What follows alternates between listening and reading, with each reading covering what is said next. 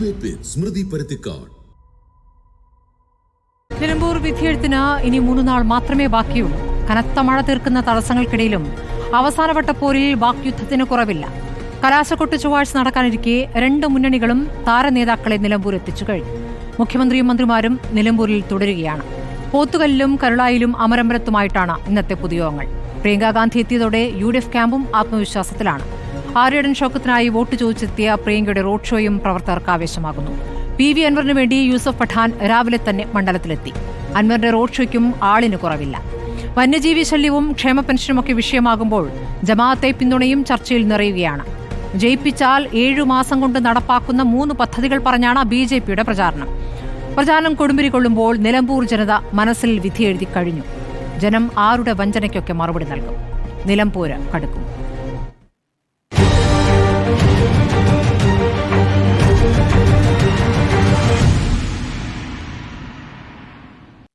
CPM-ൽ നിന്നും advocate KS Arunkumar, മുസ്ലിം ലീഗിൽ നിന്നും ഷിബു മീരാൻ, BJP-യിൽ നിന്നും PR ശിവശങ്കർ, രാഷ്ട്രീയ നിരീക്ഷകനായി A സജീവൻ എന്നിവരാണുള്ളത്. ആദ്യം അരുൺകുമാറിലേക്ക്. അരുൺകുമാർ, മുഖ്യമന്ത്രി നിലമ്പൂരിൽ തുടരുന്നുണ്ട്. ഇന്നും അദ്ദേഹം പൊതുയോഗത്തിൽ സംസാരിക്കുന്നു. ഇപ്പോൾ ഭരണ നേട്ടങ്ങൾ പറയുന്നതിനൊപ്പം തന്നെ ജമാഅത്തെ ഇസ്ലാമിയുമായുള്ള UDF-ന്റെ ബന്ധം, അതായത് UDF-നെ പിന്തുണയ്ക്കുന്ന ജമാഅത്തെ ഇസ്ലാമിയെ സഖ്യമായി അവതരിപ്പിച്ചുകൊണ്ട് എല്ലാ പ്രസംഗങ്ങളിലും അത് പറയാൻ മുഖ്യമന്ത്രി മടിക്കുന്നില്ല. എന്തുകൊണ്ട് ആ വിഷയം ഒരു പ്രധാനപ്പെട്ട ഘടകമാണെന്ന് നിലമ്പൂർ ഉപതെരഞ്ഞെടുപ്പിൽ CPIM കരുതുന്നു? മുഖ്യമായും കേരളത്തിലെ ഗവൺമെന്റിന്റെ കഴിഞ്ഞ 9 കൊല്ലത്തെ വികസന നേട്ടങ്ങൾ തന്നെയാണ് ഞങ്ങൾ തെരഞ്ഞെടുപ്പിൽ ചർച്ചാ വിഷയമാക്കി മാറ്റിയിരിക്കുന്നത്. മണ്ഡലം കൺവെൻഷൻ മുതൽ എടുത്തു നോക്കിയാൽ കുടുംബയോഗങ്ങളും വീട് വീടാന്തരം കയറി ഇറങ്ങിയുള്ള ക്യാമ്പയിനുകളും വ്യക്തികളെ കണ്ട് വോട്ടഭ്യർത്ഥിക്കുമ്പോഴുമെല്ലാം കൃത്യമായി വികസന നേട്ടങ്ങൾ തന്നെയാണ് പ്രതിപാദിക്കുന്നത്. കേരളത്തിൽ ആകമാനം 9 കൊല്ലമായിട്ടുണ്ടായിട്ടുള്ള വികസനം, അതോടൊപ്പം തന്നെ നിലമ്പൂർ മണ്ഡലത്തിൽ 2000 കോടി രൂപയുടെ വികസന പ്രവർത്തനങ്ങൾ കഴിഞ്ഞ 9 കൊല്ലമായി നടന്നത് വിശദീകരിച്ച് അതിൻ്റെ ഗുണങ്ങൾ ലഭിച്ച ജനങ്ങളുമായി സംവദിച്ചുകൊണ്ടാണ് മുന്നോട്ട് പോകുന്നത്. അതോടൊപ്പം തന്നെ ഉയർന്നു വന്ന രാഷ്ട്രീയ വിഷയങ്ങളിലെല്ലാം ഞങ്ങൾ കൃത്യമായിട്ട് തന്നെ മറുപടി പറഞ്ഞു. തെരഞ്ഞെടുപ്പ് പ്രഖ്യാപിച്ച് മെയ് മാസം 25-ാം തീയതിയാണ്. ഞങ്ങളുടെ സ്ഥാനാർത്ഥിയെ OLX-ൽ തപ്പി ആക്ഷേപഹാസ്യവും അധിക്ഷേപവുമായിട്ട് ഇറങ്ങിയ UDF-ന്റെ പ്രതിനിധികളെ ഞങ്ങൾ അതിശക്തമായിട്ട് തന്നെ നേരിടുകയുണ്ടായി. അതിനിടയിൽ UDF-ന്റെ തന്നെ നേതാവ് ജോസഫ് ഗ്രൂപ്പിന്റെ സംസ്ഥാന കമ്മിറ്റി അംഗം BJP-യുടെ സ്ഥാനാർത്ഥിയായി വന്നതിനെ ഞങ്ങൾ രാഷ്ട്രീയപരമായിട്ട് നല്ല ക്യാമ്പയിനാക്കി മാറ്റുകയും ചെയ്തു. അതുപോലെ ഇനി അൻവറുമായിട്ട് ചർച്ചയില്ല, എല്ലാ വാതിലും കൊട്ടിയടച്ചു എന്ന് പറഞ്ഞ് രാത്രി പോയി അൻവറുമായിട്ട് തലയിൽ തുണിയിട്ട് ചർച്ച നടത്തുന്നതും അതിൻ്റെ വീഡിയോ പുറത്തു വന്ന സാഹചര്യമെല്ലാം നമ്മൾ കാണുകയുണ്ടായി. അതുപോലെ പെൻഷൻ ഒരു കൈക്കൂലിയാണ്, ആ കൈക്കൂലി പണം കൈപ്പറ്റുന്നവരാണ് എന്നുള്ള തരത്തിൽ പെൻഷൻ മേടിക്കുന്ന ലക്ഷക്കണക്കിന് ആളുകളെ അധിക്ഷേപിക്കുന്ന സമീപനം UDF-ന്റെ ഭാഗത്തുനിന്നുണ്ടായി. അതിനുശേഷം ഈ പെൻഷന്റെ എല്ലാ മുസ്താത്തങ്ങൾ ഞങ്ങളാണ് പെൻഷൻ കൊണ്ടുവന്നത്, വർദ്ധിപ്പിച്ചത് ഞങ്ങളാണെന്ന് പറഞ്ഞ് നുണപ്രചരണം നടത്തി ജനങ്ങളെ തെറ്റിദ്ധരിപ്പിക്കാൻ നോക്കിയ ഇടപെടലുകൾ നമ്മൾ കാണുകയുണ്ടായി.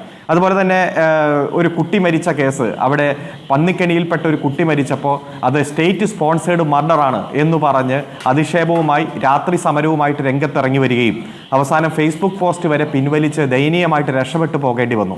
ഇതിനിടയിലാണ് ജമാഅത്തെ ഇസ്ലാമിയുമായി ബന്ധപ്പെട്ടുള്ള ബന്ധവുമായി ബന്ധപ്പെട്ട് UDF-ന്റെ പത്രസമ്മേളനം. പ്രതിപക്ഷ നേതാവ് തന്നെ പറഞ്ഞു, ജമാഅത്തെ ഇസ്ലാമിക്ക് ഒരു മതരാഷ്ട്രവാദികളാണ്, മതരാഷ്ട്രത്തിന് വേണ്ടി പ്രവർത്തിക്കുന്നവരാണ് എന്ന് UDF-ന് അഭിപ്രായമില്ല എന്ന് പറയുന്ന പ്രസ്താവന അദ്ദേഹം നടത്തി. ഒരാൾ പോലും ആ പ്രസ്താവനയെ പിന്തുണച്ച് ഇതുവരെ രംഗത്ത് വന്നിട്ടില്ല. കോൺഗ്രസിലോ UDF-ലോ മുസ്ലിം ലീഗിലോ ഒരു നേതാവ് പോലും ജമാഅത്തെ ഇസ്ലാമി മതരാഷ്ട്രവാദികളല്ല എന്ന് പ്രസ്താവിച്ചുകൊണ്ട് VD സതീശന്റെ പ്രസ്താവനയ്ക്ക് പിന്തുണ കൊടുക്കുന്ന സാഹചര്യം ഉണ്ടായിട്ടില്ല. പഹൽഗ്രാമിലടക്കം 26 ടൂറിസ്റ്റുകളെ ക്രൂരമായിട്ട് വെടിവെച്ച് കൊല്ലുമ്പോൾ അത് ഏറ്റവും വലിയ മഹത് പ്രവൃത്തിയായിട്ട് കണ്ട് അതിനെല്ലാ പ്രോത്സാഹനവും നൽകിയ ആ ജമാഅത്തെ ഇസ്ലാമിക്ക് പൂർണ്ണ പിന്തുണ കൊടുത്തുകൊണ്ട് അവരെ കൂടെ കൂട്ടി ഒരു ഘടകകക്ഷി എന്ന രൂപത്തിൽ ട്രീറ്റ് ചെയ്യുന്നത് നാം കണ്ടു. അത് നിശ്ചിതമായിട്ട് ഈ മണ്ഡലത്തിൽ വിമർശനം ഉണ്ടായിട്ടുണ്ട്. അതിശക്തമായിട്ടുള്ള ക്യാമ്പയിനായിട്ട് തന്നെ മാറിയിട്ടുണ്ട്. അതൊന്ന് വിശദീകരിക്കാമോ? കാരണം ഇന്നലത്തെ പ്രസംഗത്തിൽ മുഖ്യമന്ത്രി പറയുന്ന ഒരു വാചകം ഇതാണ്: ജമാഅത്തെ ഇസ്ലാമിയുമായി UDF ഉണ്ടാക്കിയ അവസരവാദ സഖ്യം ലീഗ് നേതൃത്വം അറിഞ്ഞുകൊണ്ടാണെന്ന് വ്യക്തമായിരിക്കുകയാണ്. അത് അവർ സമ്മതിച്ചിരിക്കുകയാണ്. സമൂഹത്തിൽ സ്വീകാര്യത നേടാൻ ജമാഅത്തെ ഇസ്ലാമി പലതരത്തിൽ ശ്രമിച്ചിട്ടുണ്ട്. അതിനോടെല്ലാം ലീഗിന്റെ മുൻകാല നേതൃത്വം സ്വീകരിച്ചത് ശരിയായ നിലപാടായിരുന്നു. അവരുടെ ഒരു പരിപാടിയിലും പങ്കെടുക്കാൻ CH മുഹമ്മദ് കോയ തയ്യാറായിട്ടില്ല. ജമാഅത്തെ ഇസ്ലാമിയുടെ ഒരു പരിപാടിയിലും മുഖ്യമന്ത്രി പങ്കെടുത്തിട്ടില്ല എന്ന് ഈ ഘട്ടത്തിൽ അരുൺകുമാറിന് പറയാമോ? കൃത്യമായിട്ട് പറയാൻ കഴിയും. ഇപ്പം ജമാഅത്തെ ഇസ്ലാമിയുടെ പ്രബോധനമാണിത്. അതായത് അമുസ്ലിങ്ങളായിട്ടുള്ള ജനങ്ങളെ പ്രബോധനം നൽകി മുസ്ലിമാക്കി മാറ്റുന്നതിന് വേണ്ടി അവർ നടത്തിക്കൊണ്ടിരിക്കുന്ന ഒരു പ്രബോധനം, കൃത്യമായിട്ട് ആ പ്രക്രിയയ്ക്കാണ് അവർ പ്രബോധന പ്രക്രിയ എന്ന് പറയുന്നത്. അത് കൃത്യമായിട്ട് പ്രസിദ്ധീകരിച്ച് അവരുടെ സന്ദേശം കൃത്യമായി ജനങ്ങളിൽ എത്തിക്കും. ആ പ്രബോധനത്തിൻ്റെ 50-ാം വാർഷികം നടത്തിയ ആ വാർഷികത്തിലെ 2 വാചകം ഞാൻ വായിക്കാം. കാശ്മീർ താഴ്വരയിൽ തീവ്രവാദി പ്രവർത്തനം ശക്തിപ്പെട്ടതിന് ശേഷം ജമാഅത്തെ ഇസ്ലാമിയുടെ സ്വാധീനം വർദ്ധിച്ചിട്ടുണ്ട്. താഴ്വരയിലെ ഏറ്റവും ശക്തമായിട്ടുള്ള തീവ്രവാദി ഗ്രൂപ്പുകളിൽ ഒന്നായ ഹിസ്ബുൾ മുഹാജുദ്ദീൻ ജമാഅത്തെ ഇസ്ലാമി അനുകൂല ഗ്രൂപ്പാണ്. ഇതിനു പുറമെ അല്ലാഹ് ടൈഗേഴ്സ് എന്ന ഒരു സംഘത്തിനും ജമാഅത്തെ ഇസ്ലാമി രൂപം കൊടുത്തിട്ടുണ്ട്. ജനങ്ങളിൽ ഇസ്ലാമിക ചൈതന്യം വളർത്തുകയും നിലനിർത്തുകയുമാണ് ഈ സംഘത്തിന്റെ മുഖ്യമായിട്ടുള്ള പ്രവർത്തനമെന്ന് പറയപ്പെടുന്നു. വിവിധ തീവ്രവാദി ഗ്രൂപ്പുകളുടെ ഏകോപനത്തിനും അൽ ഖത്തിലേക്ക് ജമാഅത്തെ ഇസ്ലാമിയുടെ പങ്ക് വളരെ പ്രധാനമാണ്. വിവിധ തീവ്രവാദ ഗ്രൂപ്പുകളുടെ പ്രവർത്തനത്തെ രാജ്യത്തെ ഏകോപിപ്പിക്കുകയാണ് തങ്ങളുടെ ലക്ഷ്യമെന്ന് ജമാഅത്തെ ഇസ്ലാമി തന്നെ അവരുടെ പ്രബോധനത്തിൽ പറഞ്ഞിരിക്കുന്നു. ഇതിൽ നിന്ന് ഏതെങ്കിലും ഘട്ടത്തിൽ അവർ പുറകോട്ട് പോയിട്ടുണ്ട് എന്ന് തെളിയിക്കാൻ എന്തെങ്കിലും പ്രസ്താവനയോ രേഖയോ അരുൺകുമാർ അതുകൂടി ഒന്ന് വിശദീകരിക്കുക. ജമാഅത്തെ ഇസ്ലാം ഇത് ജമാഅത്തെ ഇസ്ലാമി 50-ാം വാർഷിക പതിപ്പാണ്. 1942 ജമാഅത്തെ ഇസ്ലാമി രൂപീകരിച്ചത്. 50-ാം വാർഷിക പതിപ്പ് എന്ന് പറയുമ്പോൾ 1992 ഞാൻ സൂചിപ്പിക്കുന്നു. ആ 92 ശേഷം ഏതെങ്കിലും ഘട്ടത്തിൽ അത് എന്റെ ഫ്രണ്ട് പേജാണ്, ഞാൻ അങ്ങേക്ക് വേണമെങ്കിൽ അയച്ചു തരാം. ഞാൻ സൂചിപ്പിച്ചത് ഏതെങ്കിലും ഘട്ടത്തിൽ ജമാഅത്തെ ഇസ്ലാമി ഹിന്ദിന്റെ ഈ രാജ്യത്തെ ലക്ഷ്യം, അത് ഈ രാജ്യത്തെ ലക്ഷ്യം എന്നല്ല, ലോകത്തെല്ലാമുള്ള ജമാഅത്തെ ഇസ്ലാമിക്ക് ഒരേ ലക്ഷ്യമാണ്. അത് ബംഗ്ലാദേശിലായാലും പാകിസ്ഥാനിലായാലും അഫ്ഗാനിസ്ഥാനിലായാലും ലക്ഷ്യം ഒന്നാണ്: ലോകം മുഴുവൻ ഇസ്ലാം മതത്തിന്റെ കീഴിലാക്കി മാറ്റുക, അമുസ്ലിങ്ങളെ മുസ്ലിമാക്കി മാറ്റുക, അല്ലാത്ത ആളുകളെ കൈകാര്യം ചെയ്യുക, പ്രബോധനം കൊടുക്കുക എന്നതാണ്. ഈ നിലപാടിൽ നിന്ന് ജമാഅത്തെ ഇസ്ലാമി എന്തെങ്കിലും പുറകോട്ട് പോയിട്ടുണ്ട് എന്ന് തെളിയിക്കാൻ ഏതെങ്കിലും ഒരു സന്ദേശമോ വീഡിയോയോ എഴുത്തോ അവരുടെ ലേഖനമോ ഒന്നും പുറത്തുവിടാൻ ഒരാൾക്കും കഴിയില്ല. കാരണം അവർ ആ ലക്ഷ്യത്തിൽ നിന്ന് പുറത്തേക്ക് പോയിട്ടില്ല. ഇവിടെ കൃത്യമായി ഈ ജമാഅത്തെ ഇസ്ലാമിയെ കൂട്ടുപിടിച്ച് ഞങ്ങൾ കോൺഗ്രസിന് അത്തരത്തിൽ ഒരു മതരാഷ്ട്രവാദികളാണ് ജമാഅത്തെ ഇസ്ലാമി എന്ന അഭിപ്രായമില്ല, ഞങ്ങൾ അങ്ങനെ പറഞ്ഞിട്ടേ ഇല്ല എന്ന് പ്രതിപക്ഷ നേതാവ് പറയുന്ന ഒരു സാഹചര്യത്തിൽ എന്തുകൊണ്ട് ലീഗ് ഒരക്ഷരം ഇതുവരെ ഉരിയാടിയിട്ടില്ല? വേറെ KPCCയുടെ പ്രസിഡന്റ് കഴിഞ്ഞിട്ടാണല്ലോ 96 വരുന്നത്. 96 ദേശാഭിമാനിയുടെ മുഖപ്രസംഗം നമ്മൾ ചർച്ചയിൽ പല ഘട്ടങ്ങളിലായി പറഞ്ഞിട്ടുള്ളതാണ്. അവർക്ക് നിങ്ങളെ അടക്കം ഇടതുപക്ഷത്തെ പിന്തുണയ്ക്കേണ്ട സാഹചര്യം 96 വരുന്നു. നരസിംഹറാവു സർക്കാരിന്റെ നിലപാടുകളിൽ പ്രതിഷേധിച്ച് അവരുടെ അടക്കം പിന്തുണ ഇതാ നമുക്ക് ലഭിച്ചിരിക്കുന്നു എന്ന രൂപത്തിലാണ് ആ മുഖപ്രസംഗം. 96 പ്രത്യേക സാഹചര്യം മാറ്റിവെക്കാം. അവിടെ നിന്ന് അങ്ങോട്ട് പല തിരഞ്ഞെടുപ്പുകളിലും നിങ്ങളെ പിന്തുണച്ച ജമാഅത്തെ ഇസ്ലാമി, നിങ്ങളുമായി ചർച്ച നടത്തിയ ജമാഅത്തെ ഇസ്ലാമി, അവരുടെ രാഷ്ട്രീയ നിലപാട് നമ്മളുമായി ചേർന്ന് നിൽക്കുന്നതാണ്. അതായത് സാമ്രാജ്യത്വ വിരുദ്ധ വിഷയങ്ങളിൽ നമ്മുടെ 2 കൂട്ടരുടെയും നിലപാട് ഏതാണ്ട് സമാനമാണ് എന്ന് പിണറായി വിജയൻ അടക്കം പറഞ്ഞ കാര്യങ്ങൾ. ഇനി ഞാൻ താങ്കൾക്കൊരു ചിത്രം കാണിച്ചു തരാം. ഒന്ന് PCR നിന്ന് ആ ചിത്രം ഒന്ന് പ്ലേ ചെയ്യണം. ചിത്രം കാണിച്ചാൽ ഒരു മിനിറ്റ് ഫോട്ടോ ഒന്ന് നോക്കൂ. ഈ ഫോട്ടോ ഒന്ന് നോക്കൂ. എന്റെ മുന്നിൽ TV ഇല്ല. അയ്യോ, ഫോണിൽ യൂട്യൂബ് എടുക്കും. ഫോണിൽ പെട്ടെന്ന് മെസ്സേജുകളൊക്കെ അയക്കാൻ താങ്കൾക്ക് പറ്റാറുണ്ട്. ഒന്ന് നോക്കൂ പ്ലീസ്. താങ്കൾക്ക് ഫോണിൽ ആ ചിത്രം ഞാൻ തന്നെ അയച്ചു തരാം അരുൺകുമാർ. ഇത് media one face of the year അവാർഡാണ് കേട്ടോ. 2023 media one face of the year award Pinarayi Vijayan സ്വീകരിക്കുന്നു. തിരുവനന്തപുരത്തായിരുന്നു ചടങ്ങ്. ഞാൻ മീഡിയ വണ്ണിൽ വർക്ക് ചെയ്യുന്ന കാലമാണ്. ഞാനും അവിടെ ഉണ്ടായിരുന്നു, ആ പരിപാടിയിലുണ്ടായിരുന്നു.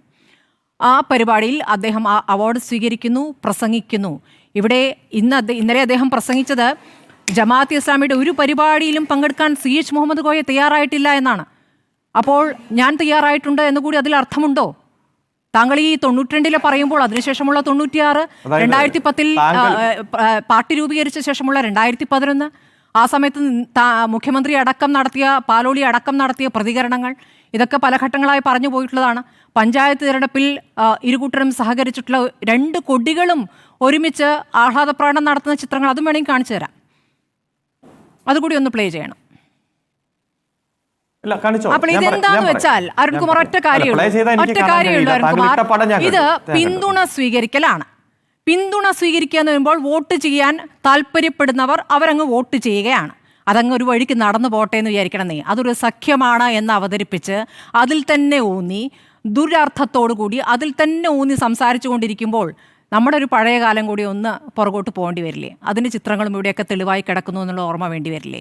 അപ്പോൾ ഇതൊക്കെ നിങ്ങളെ തിരിഞ്ഞു കുത്തുന്നതല്ലേ? 2023 ഈ അവാർഡ് സ്വീകരിച്ചതിനെ കുറിച്ച് എന്തെങ്കിലും പറയാനുണ്ടോ? അല്ല, ചടങ്ങിൽ പങ്കെടുത്തതിനെ കുറിച്ചും അല്ല ഞാൻ പറയാം. ഒരു ചാനൽ താങ്കളടക്കം ജോലി ചെയ്തു എന്ന് താങ്കൾ അവകാശപ്പെടുന്ന ചാനൽ, ആ ചാനൽ ഒരു അവാർഡ് പ്രഖ്യാപിച്ച് ആ അവാർഡ് കൊടുക്കുന്ന ജമാഅത്തെ ഇസ്ലാമിയുടെ പേരിലല്ല, ഏതെങ്കിലും തെരഞ്ഞെടുപ്പ് രാഷ്ട്രീയത്തിലെടുത്ത നിലപാടിന്റെ പേരിലല്ല. കേരളത്തിന്റെ ഒരു ചാനൽ, നിരവധി ചാനലുകൾ അവാർഡ് പ്രഖ്യാപിക്കാറുണ്ട്, കൊടുക്കാറുണ്ട്. ഒരു അവാർഡ് മുഖ്യമന്ത്രി മേടിച്ചു, മുഖ്യമന്ത്രിക്ക് പ്രഖ്യാപിച്ച അവാർഡ് മുഖ്യമന്ത്രി മേടിച്ചു എന്നത് വച്ചുകൊണ്ട് ജമാഅത്തെ ഇസ്ലാമി മതരാഷ്ട്രവാദികളല്ല എന്ന് പ്രഖ്യാപിക്കാൻ താങ്കൾക്ക് എന്താണ് അധികാരം? അഭിപ്രായങ്ങൾ അങ്ങോട്ടും ഇങ്ങോട്ടും പറയാണോ അരുൺ? ഇതിലൊരു അധികാരവും അടിച്ചേൽപ്പിക്കലും ഒന്നുമില്ലെന്ന് എനിക്ക് ക്ലാരിറ്റി വന്നാൽ മതി. നിങ്ങൾ ഈ പറയുന്ന ജമാഅത്ത് ഇസ്ലാമി മതരാഷ്ട്രവാദികളുമായി വേദി പങ്കിടില്ല എന്ന് പറയുന്നിടത്ത് അവർ നൽകുന്ന പുരസ്കാരം നിങ്ങൾ സ്വീകരിക്കുകയാണ്. അതൊരു ചാനൽ എന്ന നിലയ്ക്ക് മാത്രമല്ലല്ലോ. ഇപ്പോൾ ജനം ടിവിയുടെ ഒരു പുരസ്കാരം സ്വീകരിക്കാൻ മുഖ്യമന്ത്രി പോകുമോ?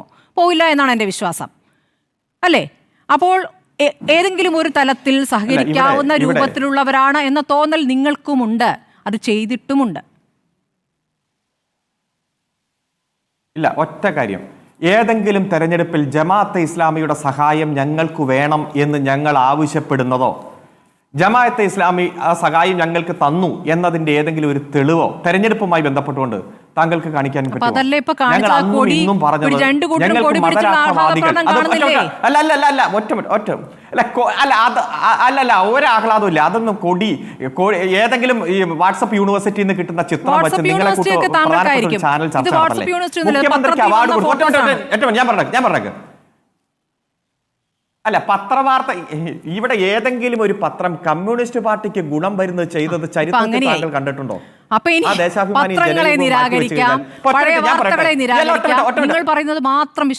ഞങ്ങൾ നിരാകരിക്കും. അല്ല, ഞങ്ങൾ അങ്ങനെ പറഞ്ഞില്ല. നിങ്ങൾക്ക് ഇഷ്ടമുള്ളത് നിങ്ങൾ വിശ്വസിച്ചോ, നിങ്ങൾ ഇഷ്ടമുള്ളത് പ്രചരിപ്പിച്ചോ, അതിനുള്ള സ്വാതന്ത്ര്യമൊക്കെ ജനാധിപത്യ രാജ്യത്തുണ്ട്. ഞങ്ങൾ ഈ തെരഞ്ഞെടുപ്പിൽ സർഗാത്മകമായിട്ടുള്ള രാഷ്ട്രീയം, വികസന രാഷ്ട്രീയം തന്നെ ചർച്ച ചെയ്യുന്നു. ഞങ്ങൾ ഉയർത്തിപ്പിടിച്ച ഒരു വിഷയത്തിനും ഒരു കൗണ്ടർ പോലും ഇവിടെ വന്നിട്ടില്ല. കാരണം തെരഞ്ഞെടുപ്പിന് മാസങ്ങൾക്ക് മുമ്പ് തന്നെ ഞങ്ങളുടെ പ്രോഗ്രസ് റിപ്പോർട്ട് ജനങ്ങൾക്ക് സമർപ്പിച്ചു. 9 കൊല്ലമായി സഖാവ് പിണറായി സർക്കാർ ചെയ്യുന്ന കാര്യങ്ങൾ അത് ചർച്ച ചെയ്തോട്ടെ. UDF-ഉം BJP-യും എല്ലാം അതിൽ ആക്ഷേപം ഉന്നയിച്ചോട്ടെ. അത് നടന്നിട്ടില്ലെന്ന് പറഞ്ഞോട്ടെ. അത് ദേശീയപാതയുമായി ബന്ധപ്പെട്ടുകൊണ്ട് പറഞ്ഞല്ലോ, 4 ഇടങ്ങളിൽ പണിക്ക് ബുദ്ധിമുട്ട് വന്നു, അല്ലെങ്കിൽ പൊളിഞ്ഞു പോകുന്ന സാഹചര്യം ഉണ്ടായി. ചർച്ച ചെയ്തോട്ടെ, വികസനം ചർച്ച ചെയ്തോട്ടെ. ഈ മതരാഷ്ട്രവാദവുമായി ബന്ധപ്പെട്ടുകൊണ്ട് നിൽക്കുന്നവർ പൂർണ്ണമായി ഒരു രാഷ്ട്രീയത്തിൽ ഇടപെടുന്നതും അതിനെ UDF രാഷ്ട്രീയം കെട്ടിപ്പിടിക്കുന്നതും ചർച്ച ചെയ്യുക എന്നത് ഞങ്ങളുടെ ചുമതലയാണ്. ആ സമയത്ത് നിങ്ങൾ അവാർഡ് വാങ്ങിച്ചില്ലേ?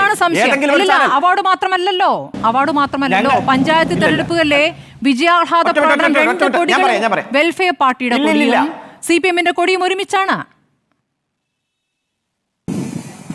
അതത് പരിശോധിക്കുക. മൂല്യബോധമുള്ളവർക്ക് വോട്ട് ചെയ്യുമെന്നുള്ള ഒരു നിലപാടെടുത്തുകൊണ്ട് ഒരു ഘട്ടത്തിൽ വെൽഫെയർ പാർട്ടി വോട്ട് ചെയ്തിട്ടുണ്ട്. ആ മൂല്യബോധമുള്ളവർ ആര് എന്ന് അവരാണ് തീരുമാനിച്ചത്. മൂല്യബോധം അപ്പുറത്താണെന്ന് അവർക്ക് കരുതിക്കൂടെ? അതും നിങ്ങൾ എങ്ങനെ തീരുമാനിക്കും? അവർക്ക് മൂല്യബോധം തെരഞ്ഞെടുക്കാൻ അല്ല ഒറ്റ രാഷ്ട്രീയ പാർട്ടികൾക്കും ഞങ്ങൾ പിന്തുണ കൊടുക്കില്ലെന്നും ഞങ്ങളുടെ വോട്ട് മൂല്യബോധമുള്ളവർക്കാണ് എന്ന് ജമാഅത്തെ ഇസ്ലാമി പ്രഖ്യാപിച്ചു അന്ന്. എന്നാൽ ഇന്നും അങ്ങനെയാണോ പ്രഖ്യാപിക്കുന്നത്? ഏതെങ്കിലും മുന്നണിക്കോ രാഷ്ട്രീയ പാർട്ടിക്കോ പിന്തുണ കൊടുക്കില്ല, മൂല്യബോധമുള്ളവർക്കാ ഞങ്ങൾ വോട്ട് കൊടുക്കുന്ന നിലപാടല്ലല്ലോ ഇപ്പൊ എടുത്തിരിക്കുന്നത്. ഇപ്പൊ പറഞ്ഞിരിക്കുന്നത് ഞങ്ങൾ UDF-നാണ് പിന്തുണ, അതുപോലെ ഞങ്ങൾ കോൺഗ്രസിനാണ് പിന്തുണ. കോൺഗ്രസിന്റെ അതുപോലെ പ്രതിപക്ഷ നേതാവും പറയുന്നു. നിരോധിക്കപ്പെട്ട സംഘടനയൊന്നുമല്ലല്ലോ അഡ്വക്കേറ്റ് അനിൽകുമാർ. അവർക്ക് ഈ തെരഞ്ഞെടുപ്പിൽ അവരുടെ സമ്മതിദാനാവകാശം വിനിയോഗിക്കാനും അവർക്ക് ആരെ പിന്തുണയ്ക്കുമെന്ന് ആലോചിക്കാനുമുള്ള അവകാശം ഈ നിലവിൽ നമ്മുടെ അധികാരം ജനാധിപത്യ സംവിധാനത്തിലുണ്ട്. ഇനി നാളെ എന്താവെന്ന് അറിയില്ല. ഇന്നിപ്പോൾ ഉണ്ട്. നിരോധിക്കപ്പെട്ടു കഴിഞ്ഞാൽ കഥ വേറെയാണ്. അക്കാര്യത്തിൽ ഒരു തർക്കവുമില്ല. നിലവിൽ നിരോധിക്കപ്പെട്ടിട്ടില്ല. ഇപ്പോൾ ഇവിടെ സ്വതന്ത്രമായി പ്രവർത്തിക്കുന്ന ഒരു സംവിധാനമാണ്. അവർക്ക് ഈ തെരഞ്ഞെടുപ്പിൽ ആരെ പിന്തുണയ്ക്കാമെന്ന് തീരുമാനിക്കാം. അവരത് പിന്തുണയ്ക്കുന്നതാണ് പറഞ്ഞത്. നിങ്ങൾ അതിനെ എങ്ങനെയാണ് സഖ്യമെന്നാക്കുക? അതിലെങ്ങനെയാണ് നിങ്ങൾ സഖ്യം കാണുന്നത്? ഒറ്റ മിനിറ്റ്. ഞങ്ങൾ നിരുപാധികം UDF-ന് പിന്തുണ കൊടുക്കുന്നു എന്ന് ജമാഅത്തെ ഇസ്ലാമിയും വെൽഫെയർ പാർട്ടിയും പ്രഖ്യാപിക്കുന്നു. ഞങ്ങൾ ആ പിന്തുണ സ്വീകരിച്ചിരിക്കുന്നു എന്നും ഞങ്ങൾക്ക് ജമാഅത്തെ ഇസ്ലാമി ഒരു മതരാഷ്ട്രവാദികളാണെന്ന അഭിപ്രായമേ ഇല്ല എന്ന് പ്രതിപക്ഷ നേതാവും പറയുന്നു. ഈ കാര്യം ഒരാൾ കൊടുക്കുന്നു, ഒരാൾ വാങ്ങുന്നു. അത് രാഷ്ട്രീയപരമായിട്ടുള്ള ക്യാമ്പയിൻ CPM-ഉം LDF-ഉം ആക്കിയാൽ അത് വലിയ കുറ്റം. പിന്തുണ കൊടുക്കുന്നതും കുറ്റമല്ല, വാങ്ങിക്കുന്നതും കുറ്റമല്ല. അവർക്ക് അവകാശമുണ്ട്, ആയിക്കോട്ടെ, മേടിച്ചോട്ടെ. അത് രാഷ്ട്രീയപരമായി ഞങ്ങൾക്ക് ക്യാമ്പയിൻ ചെയ്യാൻ പോലും കഴിയില്ല എന്ന് പറയാൻ നിങ്ങൾക്ക് എന്താണ് അധികാരം? നിങ്ങൾക്ക് ക്യാമ്പയിൻ ചെയ്യാം. നിങ്ങൾക്ക് ക്യാമ്പയിൻ ചെയ്യുമ്പോൾ നിങ്ങളെ തിരിഞ്ഞുകൊത്തുന്ന കാര്യങ്ങൾക്കും മറുപടി പറയേണ്ടി വരുമെന്ന് മാത്രമേ ഉള്ളൂ. നിങ്ങൾക്ക് ക്യാമ്പയിൻ ചെയ്യാം, ഉറപ്പായിട്ടും ക്യാമ്പയിൻ ചെയ്യാം, ഒരു സംശയമില്ല. നിങ്ങൾ ഈ പറയുന്ന പോലെ പ്രതിപക്ഷ നേതാവിന്റെ വായിൽ നിന്ന് വന്ന വാചകം നിങ്ങൾക്ക് ഒരു ആയുധമാണ് എന്ന കാര്യത്തിൽ ഒരു തർക്കവുമില്ല. അത് ശരി തന്നെ. ഇപ്പോൾ അവരങ്ങനെയാണ് എന്ന് തോന്നുന്നില്ല എന്നും ഇപ്പോൾ അവരങ്ങനെയൊന്നും പറയുന്നില്ലല്ലോ എന്നും പ്രതിപക്ഷ നേതാവ് പറഞ്ഞിട്ടുണ്ടെങ്കിൽ നിങ്ങൾക്ക് ആയുധമാണ്, ശരിയാണ്. പക്ഷേ ലീഗും അങ്ങനെ ഒരു നിലപാടെടുക്കുന്നു എന്ന രൂപത്തിൽ പറയുക, മറ്റ് കോൺഗ്രസ് നേതാക്കളൊക്കെ അങ്ങനെ ഒരു നിലപാടെടുക്കുന്നു എന്ന് പറയുക, അതെങ്ങനെയാണ് നിങ്ങൾക്കത് സ്ഥാപിച്ചെടുക്കാൻ കഴിയുന്നത്? നിങ്ങൾ തന്നെ പിന്തുണ സ്വീകരിച്ചതിനെ കുറിച്ച് ഓരോ കാലത്തും ഓരോ സാഹചര്യത്തിലും ആ പിന്തുണ സ്വീകരിച്ചിട്ടുണ്ട് എന്ന് P. ജയരാജൻ പറഞ്ഞതുണ്ട്, പാലോളി പറഞ്ഞതുണ്ട്, ശ്രീരാമകൃഷ്ണൻ ആ വോട്ട് വാങ്ങിയതിനെ കുറിച്ച് പറയുന്നുണ്ട്. എന്തിന് പിണറായി വിജയൻ തന്നെ ഞങ്ങൾ തലയിൽ മുണ്ടിട്ടൊന്നും അല്ല അവർ ഞങ്ങളെ കാണാൻ വന്നതെന്ന് പറയുന്നു. അതായത് തുറന്ന ചർച്ചയാണ്, അതൊരു ഒളിയും മറയും ഒന്നുമില്ല. അവർ ഞങ്ങളെ കാണാൻ വന്നിട്ടുണ്ട്, യോജിക്കാവുന്ന മേഖലകളിൽ യോജിച്ചിട്ടുണ്ട്. ഇതൊക്കെ പറഞ്ഞ കാലം എവിടെയുണ്ട്? ഇതൊക്കെ രേഖകളിലില്ലേ? ഞാൻ പറഞ്ഞല്ലോ, അല്ലല്ല, നിങ്ങൾ എത്ര സെർച്ച് ചെയ്തു പോയാലും, നിങ്ങൾ എത്ര കാര്യങ്ങൾ ഇവിടെ അവതരിപ്പിക്കാൻ നോക്കിയാലും, ഞാൻ ഡയറക്റ്റ് ആയിട്ടല്ലേ ചോദിച്ചത്. ഈ പിന്തുണയെക്കുറിച്ച് മുസ്ലിം ലീഗ് നേതാവ് PK കുഞ്ഞാലിക്കുട്ടി ഇതുവരെ പ്രതികരിച്ചിട്ടുണ്ടോ? MK മുനീറും ET Muhammad പ്രതികരിച്ചിട്ടുണ്ടോ? അതുപോലെ തന്നെ ഈ VD സതീശൻ അല്ലാതെ താങ്കൾ കേട്ടിട്ടില്ല? ഒരു സ്റ്റേറ്റ്മെന്റ് കാണിക്കാമോ? താങ്കൾ ഒരു സ്റ്റേറ്റ്മെന്റ് ഒന്ന് കാണിക്കാമോ? ഒരു സ്റ്റേറ്റ്മെന്റ് കാണിക്കാമോ? പിന്തുണ സ്വീകരിക്കുന്നതിൽ എന്താണ് തെറ്റ് എന്നുള്ളത് ലീഗ് പ്രതിനിധിയോട് ചോദിക്കാമല്ലോ. ലീഗ് പ്രതിനിധി ഇവിടെ ഇരിക്കല്ലേ, ഷിബു മീരാൻ. നിങ്ങൾക്ക് ഭയങ്കര മൗനവും അപ്പുറത്ത് പ്രതിനിധി അവിടെ ഇരിക്കട്ടെ. ഒറ്റ മിനിറ്റ്, ഞാൻ പറഞ്ഞ് അവസാനിപ്പിക്കട്ടെ മിസ്റ്റർ. ഞാനത് ഒരു വാചകം കൂടി പറഞ്ഞ് അവസാനിപ്പിക്കട്ടെ. ഞാൻ ഇവിടെ പറഞ്ഞത് ഇപ്പൊ KPCCക്ക് പ്രസിഡന്റ് ഉണ്ടല്ലോ, മുൻ പ്രസിഡന്റ് ഉണ്ടല്ലോ, അതുപോലെ തന്നെ നിരവധി കോൺഗ്രസ് നേതാക്കന്മാർ. ഇവരാരും VD സതീശന്റെ പ്രസ്താവനയിൽ ഒറ്റ മിനിറ്റ്, ഞങ്ങൾ ആരെയും മുറുകെ പിടിക്കുന്നില്ല. ഞാൻ പറഞ്ഞത് ഒരു സ്റ്റേറ്റ്മെന്റ് പറഞ്ഞ് മതരാഷ്ട്രവാദികളല്ല എന്ന് പറയുമ്പോൾ അത് ശരിയാണ്, പ്രതിപക്ഷ നേതാവ് പറഞ്ഞ് ശരിയാണെന്ന് പറയാൻ ഒരാൾ പോലുമില്ല. ഇപ്പൊ രാത്രി തലയിട്ട് തുണിയിട്ട് പോകുന്നവരും വണ്ടി തടയ്ക്കുമ്പോൾ അത് വലിയ വാർത്തയാക്കുന്നവർ പോലും, യൂത്ത് കോൺഗ്രസ് പോലും അതിലൊരു വാചകം പറഞ്ഞിട്ടില്ല. അപ്പൊ അത് ജനങ്ങളുടെ ഇടയിൽ ചർച്ച ചെയ്യുക, തെരഞ്ഞെടുപ്പ് രാഷ്ട്രീയത്തിന്റെ ഭാഗമായി ഈ അതാണ് പ്രശ്നം. കാരണം പാലോളി മുഹമ്മദ് വന്നോട്ടെ, വരുന്നതിന് ഞങ്ങൾ അന്തസ്സായി മറുപടി പറയുന്നു. ജനങ്ങളോടല്ലേ മറുപടി പറയുന്നത്? പാലോളി 2011 പറഞ്ഞ ജമാഅത്തെ ഇസ്ലാമിയുടെ വോട്ട് വേണ്ട എന്ന വിഡ്ഢിത്തം ഞങ്ങൾ പറയില്ല, കേട്ടോ, വിഡ്ഢിത്തം ഞങ്ങൾ പറയില്ല. CPM-ന്റെ നിലപാടുകൾ പ്രശ്നാധിഷ്ഠിതമാണ്. അതായത് സാഹചര്യങ്ങൾക്കനുസരിച്ച് അവർക്ക് ഞങ്ങളെ വോട്ട് ചെയ്യാൻ തീരുമാനിക്കുകയാണെങ്കിൽ വോട്ട് വരട്ടെ, ഇങ്ങോട്ട് പോരട്ടെ. ജമാഅത്തെ ഇസ്ലാമി തീവ്രവാദ സംഘടനയാണെന്നോ അല്ലെന്നോ പറയാൻ തയ്യാറല്ല. CPM അങ്ങനെ മുൻപും പറഞ്ഞിട്ടില്ല. സാമ്രാജ്യത്വ വിരുദ്ധത ഉൾപ്പെടെയുള്ള വിഷയങ്ങളിൽ ഇരുകൂട്ടരുടെയും നിലപാടുകൾ സമാനമാണ്. നല്ല ക്ലാരിറ്റി ഉണ്ട് കേട്ടോ പ്രതികരണത്തിൽ. അല്ലല്ല, കാശ്മീരിൽ യൂസഫ് തരിഗാമി നിങ്ങൾ ഈ തരിഗാമിയിലേക്ക് പോകണ്ട, കേരളത്തിലേക്ക് ഒന്ന് വരൂ. തരിഗാമി നിങ്ങൾ എപ്പോഴും പറയുന്നതാണ്.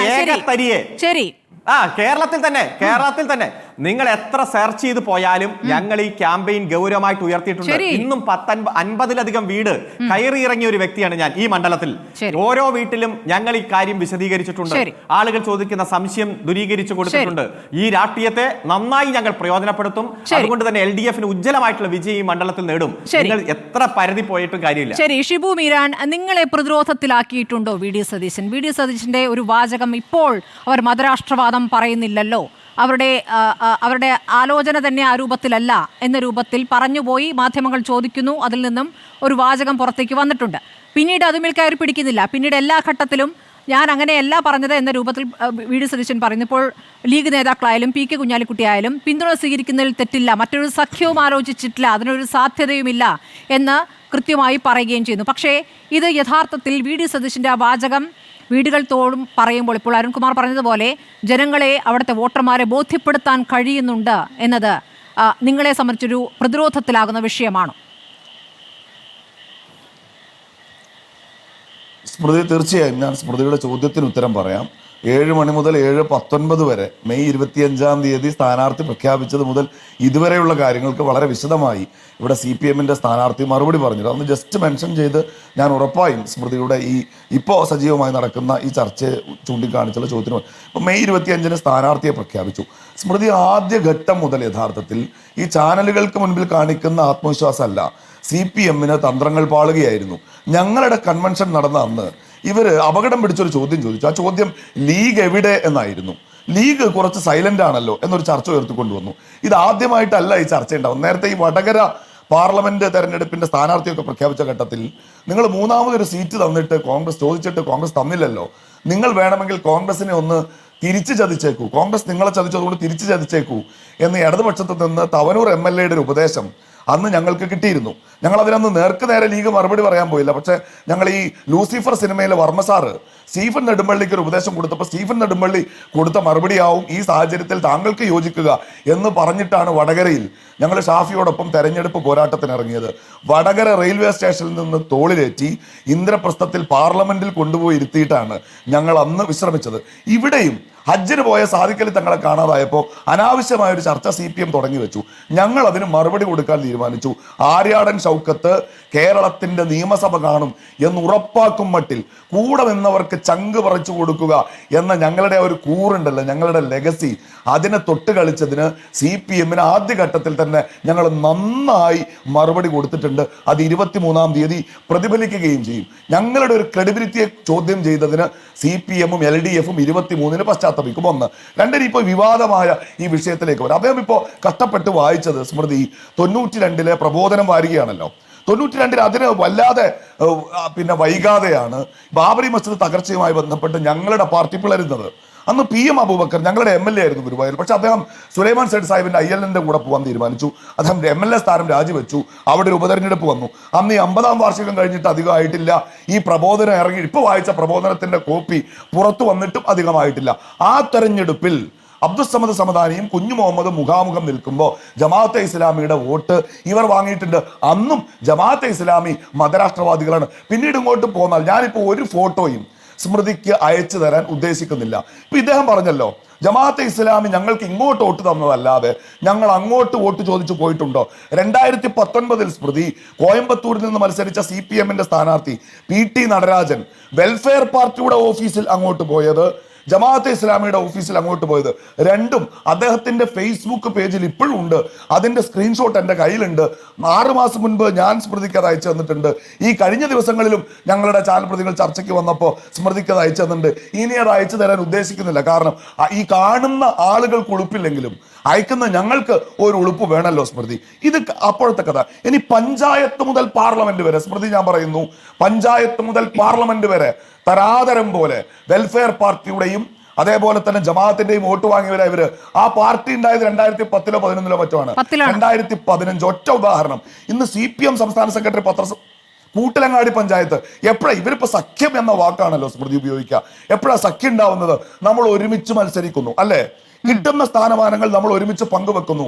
കൂട്ടിലങ്ങാടി പഞ്ചായത്തിന്റെ 2015 മുതൽ 20 വരെയുള്ള പ്രസിഡന്റിന്റെ പേര് VP സുഹ്റാബി, അവർ CPM സ്ഥാനാർത്ഥി. വൈസ് പ്രസിഡന്റ് ഏലച്ചോൽ ഹംസ, ആ പഞ്ചായത്തിന്റെ 17-ാം വാർഡിൽ നിന്ന് വിജയിച്ചു വന്ന വെൽഫെയർ പാർട്ടിയുടെ സ്ഥാനാർത്ഥി. 5 വർഷവും ആ സഖ്യം തുറന്നു മാത്രമല്ല, വെൽഫെയർ പാർട്ടിയുടെ 2ാമത്തെ മെമ്പർ VP സഹീർ, അദ്ദേഹം 5 വർഷവും ക്ഷേമകാര്യ സ്റ്റാൻഡിംഗ് കമ്മിറ്റി ചെയർമാനായി തുറന്നു. ഇത് പഞ്ചായത്തിന്റെ കഥ. ഇനി കഴിഞ്ഞ വർഷം നടന്ന ലോക്സഭാ തെരഞ്ഞെടുപ്പ് സ്മൃതി 4 അംഗങ്ങളാണ് ലോക്സഭയിൽ ഇപ്പോൾ CPM-നുള്ളത്. അതിൽ നിന്ന് കേരളത്തിൽ നിന്നുള്ള ഈ രാധാകൃഷ്ണനെ ഒഴിവാക്കിയാൽ തമിഴ്നാട്ടിലെ 2 MP-മാർ, രാജസ്ഥാനിലെ അമ്രാറാം, ഈ കഴിഞ്ഞ തെരഞ്ഞെടുപ്പിൽ പോലും ഇതേ മതരാഷ്ട്രവാദികളുടെ എന്ന് പറഞ്ഞാൽ 4-ൽ 1 4-ൽ 3 ജമാഅത്തെ ഇസ്ലാമിയുടെ വെൽഫെയർ പാർട്ടിയുടെ വോട്ട് വാങ്ങി വിജയിച്ചു വന്നവരാണ്. ഈ ആക്രമണത്തിന് ഇങ്ങനെ നേതൃത്വം കൊടുത്തിട്ട് പെഹൽഗാം ഭീകരാക്രമണത്തെ പോലും ജമാഅത്തെ ഇസ്ലാമി അപലപിച്ചില്ല എന്ന് പറയുന്ന ഗോവിന്ദൻ മാഷിന്റെ കൗണ്ടർ പാർട്ട് ഉണ്ടല്ലോ, സഖാവ് മുഹമ്മദ് സലീം, ഇവിടെ പശ്ചിമ ബംഗാളിലെ പാർട്ടി സെക്രട്ടറി. അദ്ദേഹം മുർഷിദാബാദിൽ മത്സരിക്കുമ്പോൾ വെൽഫെയർ പാർട്ടിയുടെ വോട്ട് അദ്ദേഹത്തിനാണ് കിട്ടിയത്. ഞാൻ ഒന്ന് ഉറപ്പിച്ച് പറയാം, ഇന്നലകളിൽ ഇവർ ജമാഅത്തിന്റെയും വെൽഫെയറിന്റെയും വോട്ട് വാങ്ങിയിട്ടുണ്ട്. ഇന്ന് കിട്ടാത്തത് കൊണ്ട് അവർക്കത് പുളിക്കുന്നു. ശരി, അതോടൊപ്പം തന്നെ ഒരു കാര്യം കൂടിയുണ്ടല്ലോ ഷിബു മീരാൻ, ആര്യാടൻ ഷൗക്കത്തും ആര്യാടൻ മുഹമ്മദും എടുത്തിരുന്ന നിലപാട് ജമാഅത്തെ ഇസ്ലാമിക്കെതിരായിരുന്നു. ഈ പറയുന്നത് പോലെ പഴയ ബൈറ്റുകൾ തെരഞ്ഞു പോകുമ്പോൾ അതിശക്തമായി ഈ രണ്ട് നേതാക്കളും അച്ഛനും മകനും പറഞ്ഞിരുന്ന പ്രതികരണങ്ങളും ഇപ്പോൾ പുറത്തേക്ക് വരുന്നുണ്ട്. അപ്പോൾ എങ്ങനെയാണ് ഈ പിന്തുണയായി സ്വീകരിക്കപ്പെടുക, അല്ലെങ്കിൽ പിന്തുണയായി വരുമോ യഥാർത്ഥത്തിൽ?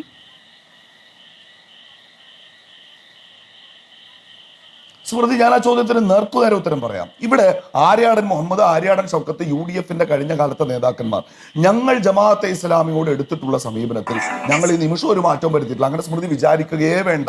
ഞങ്ങൾ പിന്തുണ സ്വീകരിക്കുന്നത് വെൽഫെയർ പാർട്ടി എന്ന പാർട്ടിയോടാണ്. അതൊരു നിരുപാധിക പിന്തുണയാണ്.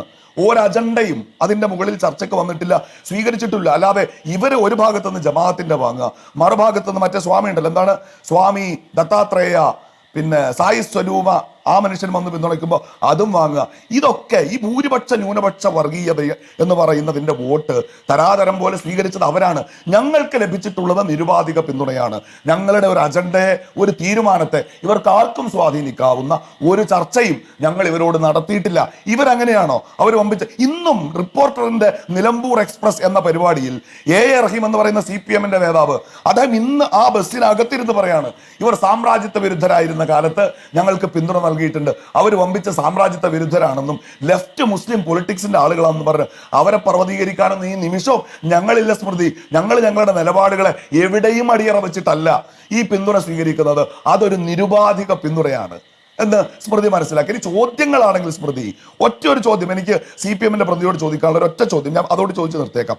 2014 മഹാരാഷ്ട്രയിലെ തെരഞ്ഞെടുപ്പിന് ശേഷം NCPയുടെ മഹാരാഷ്ട്ര ഘടകം ശരത് പവാറിന്റെ നേതൃത്വത്തിൽ അവിടുത്തെ BJP മന്ത്രിസഭയ്ക്ക് പുറത്തുനിന്ന് പിന്തുണ കൊടുക്കാൻ തീരുമാനിച്ചു.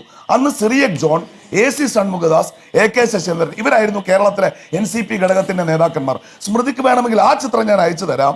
2014 ആ പിന്തുണ കൊടുത്തതിന്റെ പേരിൽ ഇടതുമുന്നണി യോഗത്തിൽ നിന്ന് അവർ പുറത്തേക്ക് ഇറങ്ങി വരുന്ന ഫോട്ടോ, അവർ ഈ പിന്തുണ നിലനിൽക്കുന്നിടത്തോളം NCPയെ ഇടതുമുന്നണിയിൽ ഉൾപ്പെടുത്തില്ല എന്ന് VS അച്യുതാനന്ദൻ അന്ന് പറഞ്ഞ സ്റ്റേറ്റ്മെന്റ് ഞാൻ സ്മൃതിക്ക് അയച്ചു തരാം. ഈ അഖില ഭാരതീയ ഹിന്ദു മഹാസഭയുടെ പിന്തുണ പോട്ടെ, ഇവിടുത്തെ ഒരു മന്ത്രി ഉണ്ടല്ലോ, ആ മന്ത്രിയുടെ ദേശീയ നേതാവ്, കർണാടകയിലെ നേതാവ്, കേന്ദ്രത്തിൽ മോഡി മന്ത്രിസഭയിൽ അംഗമാണ്. ഒരു വർഷമായല്ലോ ഇപ്പൊ മോദി മന്ത്രിസഭ അധികാരത്തിൽ വന്നിട്ട്. ഇതുവരെ ആ പ്രശ്നത്തിന് ഒരു പരിഹാരമായോ? കേന്ദ്രത്തിൽ ഡൽഹിയിൽ മോദിയുടെ മന്ത്രിസഭയിൽ അധികാരം പങ്കുവെക്കുന്ന നിങ്ങൾ ഇവിടെ എന്റെ മന്ത്രിസഭയിൽ ഇരിക്കണ്ട എന്നീ നിലമ്പൂർ തെരഞ്ഞെടുപ്പിന്റെ തലേ ദിവസമെങ്കിലും പറയാനുള്ള ആർജവം നിങ്ങൾക്കുണ്ടോ? ഒന്ന്. രണ്ട്, പെഹൽഗാം ഭീകരാക്രമണത്തെ പോലും അപലപിക്കാത്ത ജമാഅത്തെ ഇസ്ലാമിയുടെ വോട്ട് വാങ്ങി ജയിച്ച നിങ്ങളുടെ 3 MP-മാർ ഈ രാത്രി രാജിവെക്കുവോ? അതിന് മറുപടി പറഞ്ഞിട്ട് മതി നിങ്ങൾ ഈ ജമാഅത്തെ ഇസ്ലാമിയുടെ പേരും പറഞ്ഞ് മറ്റുള്ളവരുടെ പുറത്ത് ആദ്യം അവരവർക്ക് കിട്ടിയ വോട്ടിന്റെ പേരിലുള്ള അധികാര സ്ഥാനങ്ങൾ രാജിവെക്കുക നിങ്ങൾ. എന്നിട്ടല്ലേ ഇനി കിട്ടാൻ പോകുന്ന വോട്ടിന്റെ പേരിൽ നിങ്ങൾ ചർച്ച നടത്തുന്നത്.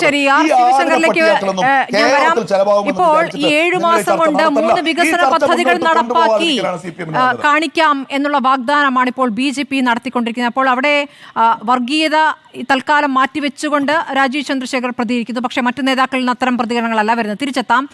PR ശിവശങ്കർ, ആദ്യം അനാവശ്യ തെരഞ്ഞെടുപ്പ് എന്ന് പറഞ്ഞെടുത്ത് ഇപ്പോൾ 7 മാസം കൊണ്ട് വികസനം നടപ്പാക്കി തരാം എന്ന വാഗ്ദാനമാണ്. ഈ നിലമ്പൂർ നഞ്ചങ്കോട് റെയിൽപാത, ജില്ലാ ആശുപത്രിയെ ക്യാൻസർ സ്പെഷ്യാലിറ്റി സെന്റർ ആക്കുക, കോഴിക്കോട് നിലമ്പൂർ ഗൂഡല്ലൂർ ഹൈവേ 4 വരി പാതയാക്കും. ഈ വാഗ്ദാനങ്ങളാണ് ഇപ്പോൾ നൽകുന്നത്. ഈ ആവശ്യങ്ങളൊക്കെ തന്നെ പലപ്പോഴായി സംസ്ഥാന സർക്കാർ കേന്ദ്രത്തിന് മുന്നിൽ കാലങ്ങളായി വെച്ചുകൊണ്ടിരിക്കുന്നതാണ്. അപ്പോൾ ഞങ്ങൾ വന്നാൽ, ഞങ്ങൾക്ക് കിട്ടിയാൽ ഞങ്ങൾ ശരിയാക്കി തരാം, അതാണോ?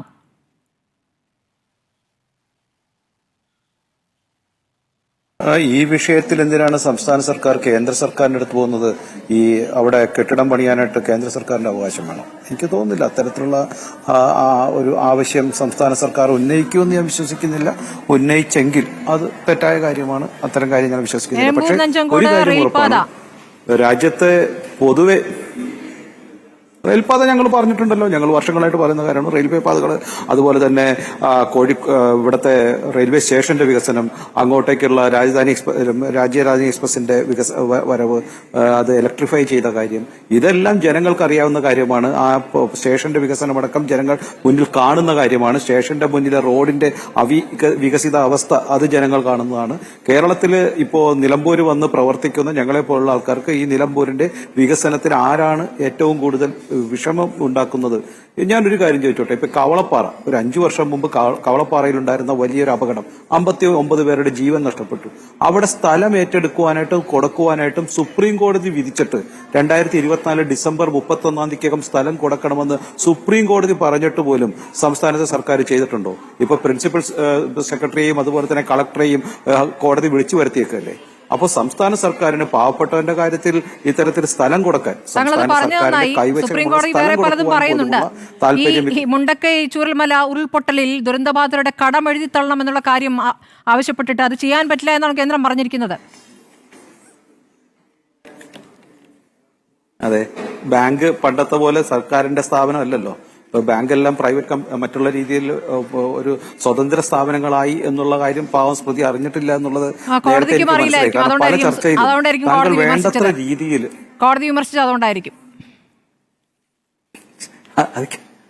കോടതി പറഞ്ഞ എന്താണെന്നൊക്കെ വളരെ കൃത്യമായിട്ടുണ്ട്. ആ കോടതിയുടെ വിധി ഒന്ന് വായിച്ചു നോക്കിയാൽ മനസ്സിലാവും കോടതി എന്താ പറഞ്ഞത്.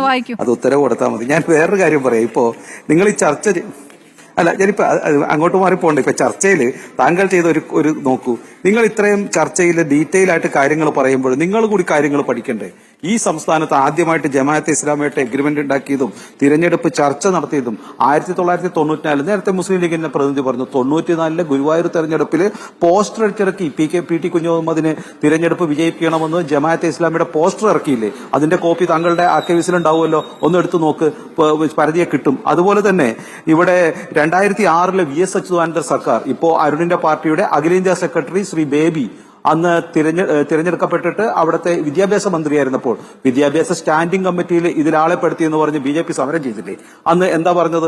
അത് അന്ന് ഞങ്ങളെ പിന്തുണച്ച ആളാണ്, അതുകൊണ്ട് ഞങ്ങൾ പെടുത്തുന്നതല്ലേ, സ്റ്റാൻഡിംഗ് കമ്മിറ്റിയിൽ പെടുത്തിയതെന്ന് പറഞ്ഞത് ഹജ്ജ് കമ്മിറ്റിയിൽ പെടുത്തിയില്ലേ? അപ്പോൾ ഒരു തിരഞ്ഞെടുക്കപ്പെട്ടപ്പോൾ നിങ്ങളുടെ സഖ്യകക്ഷിയായി തന്നെയാണ് പലകുറി നിങ്ങൾ ഈ ജമാഅത്തെ ഇസ്ലാമിയെ തുടങ്ങിയത്. നിങ്ങളാണ് ആദ്യമായിട്ട് ഇവരെ പിന്തുണച്ചതും ആദ്യമായിട്ട് ഇവർക്ക് ജനകീയ സ്ഥാനങ്ങൾ കൊടുത്തതും സംസ്ഥാന സർക്കാരിൽ പലകുറി പല പോസ്റ്റുകളും നൽകിയത് നിങ്ങളാണ്, ഒരു സംശയവുമില്ല. അതുകൊണ്ട് ഇത്തരത്തിലുള്ള ഒരു രാഷ്ട്രീയം ഉയർത്തിക്കൊണ്ടുവരുമ്പോൾ മനസ്സിലാക്കേണ്ടത് ജമാഅത്തെ ഇസ്ലാമിക്ക് രാഷ്ട്രീയമായി അടിത്തറ പാകിയത്.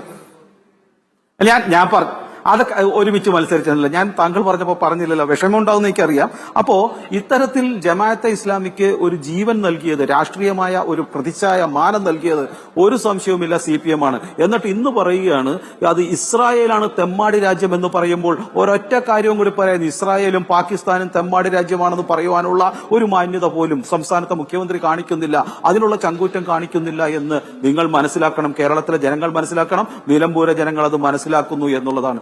മറ്റൊരുന്നത് ഇപ്പുറത്ത് UDF സർക്കാരിന്റെ കാലഘട്ടങ്ങളിൽ നിരന്തരമായി നടന്നിരുന്ന ഈ കേരളത്തിൽ കലാപങ്ങളില്ല എന്നൊക്കെ ഇപ്പൊ CPM-കാരും പറയുന്നുണ്ട്. പക്ഷേ മാറാട് കലാപമായാലും പൂന്തുറ കലാപമായാലും മട്ടാഞ്ചേരി കലാപമായാലും ഈ കലാപങ്ങളുടെ ഒക്കെ പുറകിൽ നിന്നിരുന്നത് ഏത് രാഷ്ട്രീയ കക്ഷിയാണ്, ഏത് ഒരു സംഘടനയാണെന്നുള്ളത് നമുക്ക് എല്ലാവർക്കും അറിയാം. പല കമ്മീഷനും അത് കൃത്യമായി പറഞ്ഞിട്ടുണ്ട്. അരവിന്ദാക്ഷൻ കമ്മീഷനൊക്കെ അതിൽ കൃത്യമായി പറഞ്ഞിട്ടുണ്ട് എത്തരത്തിലുള്ള ഇടപെടലുകളാണ് ഓരോ സംഘടനകളും നടത്തിയതെന്ന്. അപ്പോൾ ഈ സംഘടനകളെല്ലാം ഇരു മുന്നണികളും UDF ആയാലും LDF ആയാലും SDP-യുടെ പിന്തുണയായാലും അതുപോലെ തന്നെ വെൽഫെയർ പാർട്ടിയുടെ ആയാലും ജമാഅത്തെ ഇസ്ലാമിയുടെ ആയാലും അതുപോലെ തന്നെ PDP-യുടെ ആയാലും ഒരു കാലഘട്ടത്തിൽ പച്ചവെള്ളത്തിന് തീപിടിക്കുന്ന തരത്തിലുള്ള പ്രസംഗങ്ങൾ നടത്തിയ മദനിയെ പോലും കൂടെ നിർത്തിക്കൊണ്ട് ഇന്ന് രാഷ്ട്രീയമായി ഇവർ ഇപ്പോൾ 5 വർഷത്തെ വികസനം പറയുന്നുണ്ട്. പക്ഷെ വികസനത്തെക്കുറിച്ച് പറയുമ്പോൾ എന്തിനാണ് അത്രയേറെ വിശ്വാസമുണ്ടെങ്കിൽ തങ്ങളുടെ രാഷ്ട്രീയത്തിലോ തങ്ങളുടെ മുന്നണിയിലോ പെടാത്ത അവിടെ നിന്നും SNDP യോഗം ജനറൽ സെക്രട്ടറി പ്രസംഗിച്ചു പോയിരുന്നു. പച്ചവെള്ളത്തിന് തീപിടിക്കുന്ന ഒരു പ്രസംഗം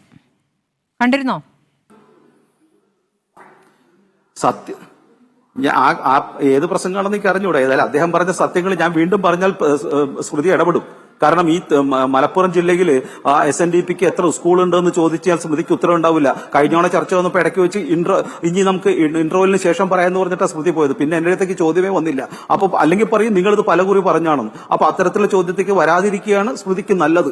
അപ്പോ ഈ ആണെങ്കിൽ സ്കൂളിന്റെ കണക്ക് ഞാൻ പറഞ്ഞുതരാം. ഏഴ് സ്കൂൾ എത്ര ഉണ്ട് ഇവിടെ മലപ്പുറത്തും അതുപോലെ തന്നെ വയനാട്ടിലും കാസർഗോഡും എല്ലാം കഴിഞ്ഞ പല വർഷങ്ങളായി ഈ UDF-ഉം LDF-ഉം മാറി മാറി ഭരിച്ചിട്ടും അവിടുത്തെ SNDP വിഭാഗത്തിനും ദളിത് പിന്നോക്ക വിഭാഗങ്ങൾക്കും എല്ലാവർക്കും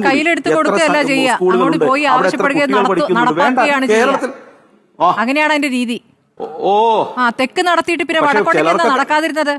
ചിലവർക്കൊക്കെ പക്ഷെ തെക്ക് നടത്തുമ്പോൾ എന്താണ് വടക്കോട്ട് നടക്കാൻ പറ്റാതിരുന്നതുകൊണ്ടാണ്.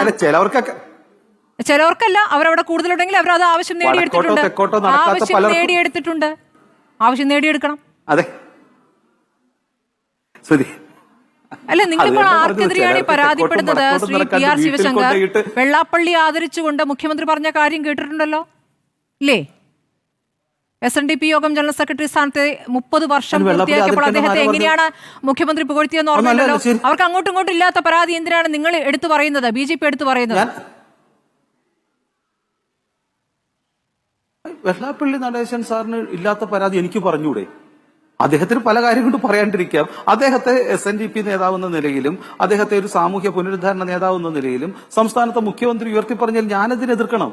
അത് നല്ല കാര്യമല്ലേ? അത് ശരിയായ കാര്യമല്ലേ? സ്മൃതിക്ക് എതിരഭിപ്രായം ഉണ്ടോ? അദ്ദേഹം അങ്ങനെയല്ല എന്നുള്ള എതിരഭിപ്രായം ഉണ്ടോ? അപ്പോൾ ഉയർത്തി പറഞ്ഞോട്ടെ, അത് നല്ല കാര്യമല്ലേ? ഞാനും അതിനെ പിന്തുണയ്ക്കുന്നു. പക്ഷേ അതേ സമയത്ത് അദ്ദേഹം പറയുന്ന ചില സത്യാവസ്ഥകളെ അതിനെ തെറ്റാണെന്ന് പറയുവാനായിട്ട് രാഷ്ട്രീയ പാർട്ടികളെക്കാൾ കൂടുതൽ ജാഗ്രത കാണിക്കുന്ന പത്രദൃശ്യ മാധ്യമങ്ങളെയാണ് ഞാൻ ഇക്കാര്യത്തിൽ എതിർത്തത്. ആ കണക്ക് പറയുമ്പോൾ എതിർക്കരുത്, എന്നെ വലിച്ചു കൊണ്ടതാണ്, ഞാൻ അങ്ങോട്ട് പറഞ്ഞതല്ല. എന്നോട് ആ കണക്ക് പറയിപ്പിക്കാൻ നിങ്ങൾ നിർബന്ധിതരായതാണ് എന്നൊരിക്കൽ കൂടി ഞാൻ പറയുന്നു. അപ്പോൾ ഞാൻ പറഞ്ഞു വന്നത് അരവിന്ദാക്ഷൻ കമ്മീഷന്റെ കാര്യമാണ്. ഇവിടെ കാലാകാലങ്ങളായി കേരളത്തിൽ നടന്ന 3 കലാപങ്ങളുടെയും കഥ നമുക്കറിയാം. ഞാനത് പറഞ്ഞ് കൂടുതൽ മത തീവ്രത പ്രകടിപ്പിക്കാൻ താല്പര്യപ്പെടുന്നില്ല. അത് കാരണം ഞാൻ അവിടെ നിർത്തുന്നു. എന്നെ കൊണ്ട് അത് പറയിപ്പിക്കുകയും ചെയ്യരുത്. അപ്പോൾ ഞാൻ സൂചിപ്പിച്ചു വരുന്നത്, ഇവിടെ വികസനത്തിന്റെ രാഷ്ട്രീയം പറയുമ്പോൾ ഇരു കക്ഷികളും PDPയെ പോലെ ജമാഅത്തെ ഇസ്ലാമിയെ പോലെ നിരന്തരമായി വലിയ രീതിയിൽ വർഗീയ രാഷ്ട്രീയം പറയുന്ന, നേരത്തെ 92-ൽ അത് ശ്രീ അരുൺ പറഞ്ഞതുപോലെ എങ്ങനെയാണോ മത തീവ്രവാദ രാഷ്ട്രീയത്തെ മുന്നോട്ട് വെച്ചുകൊണ്ട് ജനങ്ങളെ വിഘടിപ്പിക്കുവാൻ ശ്രമിച്ചത്, ഈ രാഷ്ട്രീയ കക്ഷികളെ ഇരുമുന്നണികളിലും കൂടെ നിർത്തുന്നു എന്നുള്ളത് നിലമ്പൂര ജനത മനസ്സിലാക്കും. അതുകൊണ്ട് മതേതരത്വം പുലരുവാൻ ആഗ്രഹിക്കുന്ന ഇരു മുന്നണികളിലെയും ഒരു വലിയ ഒരു ജനവിഭാഗം ഈ സാമ്പ്രദായിക രാഷ്ട്രീയ കക്ഷികളുടെ തത്വാധിഷ്ഠിതമല്ലാത്ത നിലപാടിനെ ഇരു കക്ഷികളിലും ഞാൻ മനസ്സിലാക്കുന്നത്, ഇപ്പൊ ഇന്ന് മുസ്ലിം ലീഗിന്റെ ഒരു പുതിയ ഒരു സംഭവം ഉണ്ടായിരിക്കുന്നു. KMCCയുടെ കുടുംബ സംഗമം മുസ്ലിം ലീഗ് ശക്തമായി എതിർത്തിട്ടും ഇന്ന് മുസ്ലിം ലീഗിന്റെ സംഘം KMCCയുടെ കുടുംബ സംഘം നടക്കുവാനുള്ള കോഴിക്കോട് അവിടെ തിരുവമ്പാടിയില് എങ്ങനെ നടക്കുന്നത്? അവിടെ PV അൻവറിനെ ഇടപെടുക്കാൻ ഉദ്ദേശിക്കുന്നു, അതല്ലെങ്കിൽ മറ്റു ചില കാര്യങ്ങൾ ഉണ്ടാകുന്നു. അതുകൊണ്ട് മുസ്ലിം ലീഗ് പറഞ്ഞിട്ടും KMCCയുടെ സമ്മേളനം അവിടെ നടക്കുന്നുണ്ടെങ്കിൽ മുസ്ലിം ലീഗിലടക്കം CPM-ലടക്കം അതുപോലെ തന്നെ കോൺഗ്രസിലടക്കം വലിയ രീതിയിൽ ഈ സംസ്ഥാനത്തെ രാഷ്ട്രീയ കക്ഷികളുടെ, അത് ശ്രീ പിണറായി വിജയന്റെ ആയാലും ഗോവിന്ദന്റെ ആയാലും സതീശന്റെ ആയാലും സണ്ണി ജോസഫിന്റെ ആയാലും തീരുമാനങ്ങൾക്കെതിരെ സാധാരണ ജനങ്ങൾ മുന്നോട്ട് വരുന്നു. സാമ്പ്രദായികമായ രാഷ്ട്രീയ പാർട്ടിയുടെ നിലപാടിനപ്പുറം ജനങ്ങൾ ഈ തിരഞ്ഞെടുപ്പിൽ ചിന്തിക്കും. അത് വികസനത്തിന് അനുകൂലമായിരിക്കും. ഇത്തരത്തിലുള്ള രാഷ്ട്രീയേതര നിലപാടുകൾ, അതല്ലെങ്കിൽ മതവിശ്വാസികളുടെ നിലപാടുകൾ എന്തായാലും BJPക്ക് അനുകൂലമായിരിക്കും. മതേതരത്വം നടപ്പാക്കാൻ BJP പിന്തുണയ്ക്കൂ എന്നുള്ളതാണ് ഇപ്പോൾ അദ്ദേഹം പറയുന്നത്. ശ്രീ സജീവനിലേക്ക്. ശ്രീ സജീവൻ, ഇന്നത്തെ ഒരു പ്രചാരണത്തിന്റെ രീതി കണ്ടല്ലോ. മഴയൊക്കെ ശക്തമായിട്ടുണ്ട്. അപ്പോഴും പ്രധാനപ്പെട്ട നേതാക്കൾ, സ്റ്റാർ ക്യാമ്പയിനേഴ്സ് ആണ് എല്ലാവരും വന്നിരിക്കുന്നത്. എല്ലാ പാർട്ടികൾക്കും അൻവറിന് വേണ്ടി യൂസഫ് പഠാൻ കൂടി എത്തിയ ദിവസമാണ്. എല്ലായിടത്തും ആളുണ്ട്, എല്ലാ റാലികളിലും ആളുണ്ട്, ജനക്കൂട്ടം ഇരമ്പി എത്തുന്നുണ്ട്. ആരാകും എന്നുള്ള കാര്യത്തിൽ ആശങ്കയോടെ എല്ലാ മുന്നണികളും നിൽക്കുന്നു എന്നാണ് ഈ ഘട്ടത്തിൽ കരുതേണ്ടത്? അൻവർ ഒരു ഘടകമാകും എന്ന് വീണ്ടും ഒരു സംശയം ജനിപ്പിക്കുന്ന രീതിയിലാണോ ആ പ്രചാരണം? ഒരു കാര്യം ആദ്യം പറയാം. PV അൻവറിൻ്റെ ഇന്നത്തെ ഈ റോഡ് ഷോ അത് വെച്ചുകൊണ്ട് PV അൻവർ അവിടെ ജയിക്കാൻ പോകുന്നുവെന്ന് പഠാനെ പോലെ ഞാൻ പറയില്ല. അത് എല്ലാവർക്കും അറിയാം. കാരണം ആ റോഡ് ഷോ പൂർണ്ണമായിട്ട് കാണുമ്പോൾ അത് PV അൻവർ മൈനസ് യൂസഫ് പഠാൻ എന്നാണെങ്കിൽ നമുക്ക് കൃത്യമായിട്ട് അത് എത്ര പേര് വന്നു എന്നുള്ള കാര്യം പറയാം. അത് അത്രയും ഉണ്ടാവില്ല എന്നുള്ള കാര്യം ഉറപ്പാണ്. കാരണം PV അൻവർ ഒരു ത്രികക്ഷി അല്ലെങ്കിൽ 3 മുന്നണികൾ തമ്മിലുള്ള പോരാട്ടത്തിൻ്റെ രീതിയിലേക്കൊന്നും അവിടേക്ക് വന്നിട്ടില്ല എന്നുള്ള കാര്യം ഉറപ്പാണ്. പക്ഷേ PV അൻവർ ഇപ്പോഴും ഈ സമയത്തും ഇവിടെ വിധി നിർണായകമായിട്ടുള്ള നിലപാട്, അതായത് ആര് ജയിക്കണം ആര് തോൽക്കണം എന്നുള്ള കാര്യത്തിൽ PV അൻവറിന് സ്വാധീനം ഉണ്ടാകും. അത് നേരത്തെ മുതൽ തന്നെ നമ്മൾ പറയുന്നത്. PV അൻവർ പിടിക്കുന്ന വോട്ടുകൾ അത് LDFിൻ്റെയും UDFിൻ്റെയും വോട്ടുകൾ അദ്ദേഹം പരമാവധി ശ്രമിക്കുന്നുണ്ട്. പക്ഷേ PV അൻവറിൻ്റെ പ്രത്യേക താല്പര്യം, അദ്ദേഹത്തിന് പിണറായി തകർക്കണം എന്നുള്ള അദ്ദേഹത്തിൻ്റെ ആത്യന്തിക ലക്ഷ്യമാണ് നമുക്കറിയാം. പക്ഷേ അത് നേടണമെങ്കിൽ അദ്ദേഹം ഇപ്പോഴത്തെ ഈ 2025 ഈ ഉപതെരഞ്ഞെടുപ്പിൽ അവിടെ UDF സ്ഥാനാർത്ഥി ജയിക്കാൻ പാടില്ല എന്ന് PV അൻവർ പറഞ്ഞത്. അതുകൊണ്ടാണ് അൻവർ കൃത്യമായിട്ട് ആവർത്തിച്ച് പറയുന്നത് അവിടെ ഷൗക്കത്ത് ജയിക്കാൻ പോകുന്നില്ല എന്നുള്ള കാര്യം. കാരണം ഷൗക്കത്ത് ജയിച്ചാൽ PV അൻവർ പിന്നെ രാഷ്ട്രീയത്തിൽ തീർത്തും അപ്രസക്തനായിട്ട് തീരും. അദ്ദേഹം മത്സരിക്കുന്നത് പോലും തനിക്ക് കിട്ടാവുന്ന അൻവറിന് ഷൗക്കത്തിന് കിട്ടാവുന്ന വോട്ടുകളിൽ പരമാവധി നേടിയെടുക്കുക എന്നുള്ള ലക്ഷ്യം തന്നെയാണ്. അങ്ങനെയാണെങ്കിലാണ് അദ്ദേഹത്തിന് 2026 അദ്ദേഹം ഉദ്ദേശിക്കുന്ന രൂപത്തിൽ ആ സീറ്റ് നേടിയെടുക്കാനും അതേപോലെ അദ്ദേഹം ശക്തമായിട്ട് ഇപ്പോൾ എതിർക്കുന്ന പിണറായിയേക്കാൾ കൂടുതൽ ശക്തമായിട്ട് എതിർക്കുന്ന വി.ഡി. സതീശനെ അടുത്ത 2026 തെരഞ്ഞെടുപ്പിൻ്റെ നേതൃത്വത്തിൽ നിന്നും മാറ്റിയെടുക്കാനും പറ്റുള്ളൂ. അത് അദ്ദേഹത്തിന് മാത്രം താല്പര്യം, മറ്റുള്ള പല ആളുകളുടെയും താല്പര്യമാണെന്ന് കൂടി നമുക്കറിയാം. അപ്പോൾ അതാണ് അൻവറിൻ്റെ സ്ഥിതി. ഇന്നത്തെ ഒരു അവസ്ഥ വെച്ചുകൊണ്ട് പോലും നമുക്ക് പറയാവുന്ന ശക്തമായ പോരാട്ടം നടക്കുന്നത് UDFും LDFും തമ്മിലാണ്. ഇപ്പോൾ ശിവശങ്കർ പറഞ്ഞ പോലെ എന്തെല്ലാം വികസന പ്രവർത്തനങ്ങൾ, നിങ്ങൾ നഞ്ചങ്കോട് റെയിലല്ലേ എന്തൊക്കെ മൊത്തമായിട്ട് നിലമ്പൂർ പ്രദേശം മുഴുവൻ റെയിൽപാത ഇടാന്ന് പറഞ്ഞാൽ അവിടെ കിട്ടാൻ പോകുന്ന വോട്ട് ഷെയർ എന്ന് പറയുന്നത് ഒരു 6%-7% അപ്പുറത്തേക്ക് പോവില്ല. അതിനുള്ള സാധ്യത നമുക്കറിയാം. അതുകൊണ്ട് അവിടെ BJP ജയിക്കില്ല എന്നുള്ള കാര്യം നമുക്കറിയാം. മാത്രമല്ല മലയോര കർഷകരുടെ മുഴുവൻ പിന്തുണ നേടാൻ വേണ്ടിയിട്ട് ഉള്ള ശ്രമത്തിൽ സ്ഥാനാർത്ഥിയെ വെക്കുമ്പോൾ ഉണ്ടാവുന്ന ഒരു നേതാവ് തന്നെയാണ് പറഞ്ഞത്. തൃശ്ശൂരത്തെ കാര്യം തൃശ്ശൂർ ഇത് നിങ്ങളുടെ അധ്യക്ഷനല്ലേ പറഞ്ഞത് തൃശ്ശൂരിൽ ആര് ജയിക്കുന്നു? അപ്പം ഇതിലെ പ്രശ്നം എന്ന് പറയുന്നത് ഈ ശിവശങ്കർ പറഞ്ഞ രീതിയിൽ അവിടെ മലയോര കർഷകരുടെ പിന്തുണ കിട്ടാനാണല്ലോ ശ്രമിക്കുന്നത്. അല്ല, ഞാൻ പറഞ്ഞോ ഒരു കാര്യം പറയട്ടെ. അവിടെ നഷ്ടപ്പെടാൻ സാധ്യതയുള്ള വോട്ട് അത് വെള്ളാപ്പള്ളി, ഇപ്പോൾ നിങ്ങൾ എന്തെല്ലാം പ്രകീർത്തിച്ചാലും വെള്ളാപ്പള്ളി നടേശൻ്റെ ഒപ്പം നിൽക്കുന്ന കുറേ വോട്ടുകളുണ്ടല്ലോ. അദ്ദേഹം മഞ്ചേരി നടത്തിയുള്ള പ്രസംഗത്തിൻ്റെ തീവ്രത നമുക്കറിയാം. അവിടെ നിന്നുള്ള കുറേ വോട്ടുകൾ BJPക്ക് അനുകൂലമായിട്ടല്ല പോകാൻ പോകുന്നത്, അത് LDFിലേക്ക് പോകാനുള്ള സാധ്യതയാണ്. അതിനാണ് ഈ ഒരു തരത്തിലും പ്രകീർത്തിക്കാൻ പാടില്ലാത്ത ഒരു അവസരത്തിൽ വെള്ളാപ്പള്ളി ഇത്രയും മോശമായ അതിതീവ്രമായ വർഗീയത പറഞ്ഞ് മഞ്ചേരിയിൽ നിന്നും പോയ വെള്ളാപ്പള്ളി നടേശനെ മുഖ്യമന്ത്രി പോയിട്ട് പ്രകീർത്തിച്ചു. അത് ഒരുപക്ഷെ ഇന്ത്യൻ രാഷ്ട്രീയത്തിൽ വലിയ തെറ്റായിട്ടാണ് ഞാൻ കാണുന്നത്. കാരണം വെള്ളാപ്പള്ളി നടേശൻ മലപ്പുറത്ത് മഞ്ചേരിയിൽ വന്ന് പ്രസംഗിച്ചത് അങ്ങേയറ്റം വർഗീയ വിദ്വേഷമുണ്ടാക്കുന്ന ഒരു കാര്യമായിരുന്നു. അത് കഴിഞ്ഞ് ദിവസങ്ങൾക്കുള്ളിൽ അദ്ദേഹത്തെ പ്രകീർത്തിച്ചു എന്ന് പറയുന്ന ഒരു കാര്യം. രണ്ടാമത്തെ കാര്യം ഇപ്പോൾ ജമാഅത്തെ ഇസ്ലാമിയുടെ കാര്യം ഇപ്പോൾ ഇവിടെ എല്ലാവരും പറഞ്ഞ പോലെ, ഷിബു മീരാനൊക്കെ പറഞ്ഞ പോലെ തന്നെ ഇവിടെ എല്ലാ ആളുകളും, എല്ലാ മുന്നണികളും, എല്ലാ പാർട്ടികളും ജമാഅത്തെ ഇസ്ലാമിയുടെ പിന്തുണയ്ക്ക് വേണ്ടി തലയിൽ മുണ്ടിടായും പോയ ചരിത്രങ്ങളുണ്ട്. അത് മറന്നുകൊണ്ട് ആരും പറഞ്ഞിട്ട് കാര്യമില്ല. പക്ഷേ ഇപ്പോഴത്തെ അവസ്ഥയിൽ എന്തുകൊണ്ട് LDF ജമാഅത്തെ ഇസ്ലാമിയെ എതിർക്കുന്നു?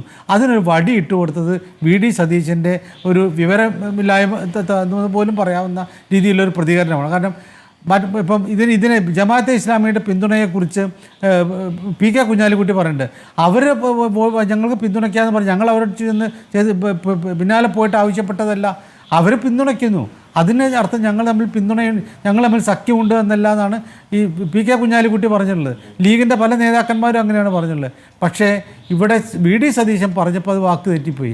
അദ്ദേഹം പറഞ്ഞത് അവരുടെ പഴയ രാഷ്ട്രീയ നിലപാടിൽ നിന്ന് മാറ്റം വരുത്തിയതാണ്. ജമാഅത്തെ ഇസ്ലാമിക്ക് അങ്ങനെ മാറ്റാൻ പറ്റില്ല. ജമാഅത്തെ ഇസ്ലാമി രൂപീകരിച്ചത് തന്നെ മൗദൂദിയുടെ തത്വങ്ങളെ ഏറ്റവും പ്രധാനപ്പെട്ടത് രാഷ്ട്രീയവും മതവും ഒരേപോലെ ഒറ്റയൊന്നാണ്. അത് ഇസ്ലാമിക ശരീഅത്തിനെ അടിസ്ഥാനപ്പെടുത്തിയിട്ടുള്ളതാണെന്നാണ് അദ്ദേഹത്തിൻ്റെ നിലപാടിൻ്റെ, അദ്ദേഹത്തിൻ്റെ തത്വത്തിൻ്റെ പൂർണ്ണമായിട്ടുള്ള അതിൻ്റെ അടിസ്ഥാനം എന്ന് പറയുന്നത്. അതിൽ നിന്ന് വരെ ജമാഅത്തെ ഇസ്ലാമി പിന്മാറിയിട്ടില്ല. അതുമല്ല, വെൽഫെയർ പാർട്ടി നൽകിയ പിന്തുണയെ അതൊരു പാർട്ടി ഞങ്ങളെ പിന്തുണയ്ക്കുന്നു, അതിന് ഞങ്ങൾ എന്ത് ചെയ്യണമെന്ന് ചോദിച്ചാൽ മതി. അത് ഉപയോഗിച്ചുകൊണ്ട് EK വിഭാഗം സുന്നികളുടെ പിന്തുണ പരമാവധി നേടിയെടുക്കുക. കാരണം അവരുടെ ഏറ്റവും വലിയ അവരെതിർക്കുന്ന ഒരു പക്ഷമാണ് ജമാഅത്തെ ഇസ്ലാമി. അവരെ എതിർക്കുമ്പോൾ സ്വാഭാവികമായിട്ട് ആ വോട്ട് കിട്ടുമെന്നുള്ള ഒരു താല്പര്യത്തിലാണ് LDF ഇപ്പോൾ ഇവിടെ ശ്രമിച്ചുകൊണ്ടിരിക്കുന്നത്. അഡ്വക്കേറ്റ് അരുൺകുമാർ, സർക്കാരിന്റെ നേട്ടങ്ങൾ വോട്ടാകുമെന്നുള്ള നിങ്ങളുടെ ആത്മവിശ്വാസത്തിനിടയിൽ ഇന്ന് പ്രതിപക്ഷ നേതാവ് 7 ചോദ്യങ്ങളുമായി രംഗത്തെത്തിയിട്ടുണ്ട്. അതിലൊന്ന്, ആദ്യത്തേത് വന്യജീവി ആക്രമണങ്ങളുടെ ദുരിതവുമായി ബന്ധപ്പെട്ടാണ്. ഈ അപകടകാരികളായ മൃഗങ്ങളെ കൊല്ലാൻ സംസ്ഥാനത്തിന് അധികാരമുണ്ടായിട്ടും ചെയ്യുന്നില്ല എന്നൊരു ചോദ്യം പറയുന്നു. രണ്ടാമത്തത്, SC/ST വിഭാഗങ്ങൾക്ക് സംസ്ഥാന സർക്കാർ നൽകി വരുന്ന സഹായം കഴിഞ്ഞ 3 വർഷമായി വർദ്ധിപ്പിക്കാത്ത ഏക സംസ്ഥാനം കേരളമാണ് എന്നും SC വിഭാഗങ്ങൾക്ക് കഴിഞ്ഞ വർഷത്തെ പ്ലാൻ ഫണ്ടിൽ നിന്നും 500 കോടി രൂപയും ST വിഭാഗങ്ങൾക്ക് 120 കോടി രൂപയും വെട്ടിക്കുറച്ചു എന്നുള്ള വിഷയമാണ് ചൂണ്ടിക്കാണിക്കുന്നത്. നിലമ്പൂർ പോലൊരു സ്ഥലത്ത് SC/ST വിഭാഗമല്ല, ആദിവാസി വിഭാഗം അവിടെ ഭൂസമരത്തിൽ തുടരുന്ന ഒരു കാലം കൂടിയാണല്ലോ. ഗ്രോവാസുവിൻ്റെ നേതൃത്വത്തിൽ മാസങ്ങളായുള്ള സമരം അവിടെ നടക്കുന്നുണ്ട്. അപ്പോൾ ഇതൊക്കെ എങ്ങനെ പ്രതിഫലിക്കും? ഇവിടെ ഞാൻ അതിലേക്ക് വരാം. ഞാൻ ആദ്യം സംസാരിച്ചപ്പോൾ അങ്ങ് പറഞ്ഞത് ലീഗിൻ്റെ പ്രതിനിധി ഇവിടെ ഉണ്ടല്ലോ, ലീഗിൻ്റെ പ്രതിനിധി പറഞ്ഞോളും ആ ചോദ്യത്തിനെന്നാണ്. എൻ്റെ ചോദ്യം ജമാഅത്തെ ഇസ്ലാമി ഒരു മതരാഷ്ട്രത്തിന് വേണ്ടി പ്രവർത്തിക്കുന്നവരാണോ എന്ന കാര്യത്തിൽ ലീഗ് ഇപ്പോൾ മറുപടി പറയുമോ എന്നതാണ്. അദ്ദേഹം പറഞ്ഞത് നിരുപാധിക പിന്തുണ കിട്ടി, പിന്തുണയൊക്കെ കിട്ടിയെന്നും പിന്തുണ സ്വീകരിച്ചു എന്നും മനസ്സിലായി. പക്ഷേ ഇപ്പോഴും ജമാഅത്തെ ഇസ്ലാമിയുടെ രാഷ്ട്രീയ നിലപാടുമായി ബന്ധപ്പെട്ടുകൊണ്ട് താങ്കൾ അഭിപ്രായം പറഞ്ഞിട്ടില്ല, ഒരു ലീഗും അഭിപ്രായം പറഞ്ഞിട്ടില്ല. അതിവിടെ ഒരു ചോദ്യചിഹ്നമായിട്ട് നിലനിൽക്കുകയാണ്. പിന്നെ ഇവിടെ 7 ചോദ്യങ്ങളൊക്കെ ചോദിച്ചല്ലോ. ആ 7 ചോദ്യങ്ങളിൽ ഒരു ചോദ്യത്തിന് പോലും ഉത്തരത്തിന് അർഹതയില്ല. കാരണം ഇതൊക്കെ ഉത്തരം നേരത്തെ തന്നെ പൊതുസമൂഹത്തിലുള്ളതാണ്. ഇന്നിപ്പോൾ പ്രിയങ്ക ഗാന്ധി വന്നു. പ്രിയങ്ക ഗാന്ധി വരുമ്പോഴും ആ ചൂരൽമല മുണ്ടക്കൈയിൽ പുനരധിവാസ പാക്കേജ് നടപ്പാക്കുന്നുണ്ട്. കേന്ദ്രം ഒറ്റ രൂപ പോലും തന്നിട്ടില്ല. ഒരു MP ആണല്ലോ വയനാട്ടിലെ MP.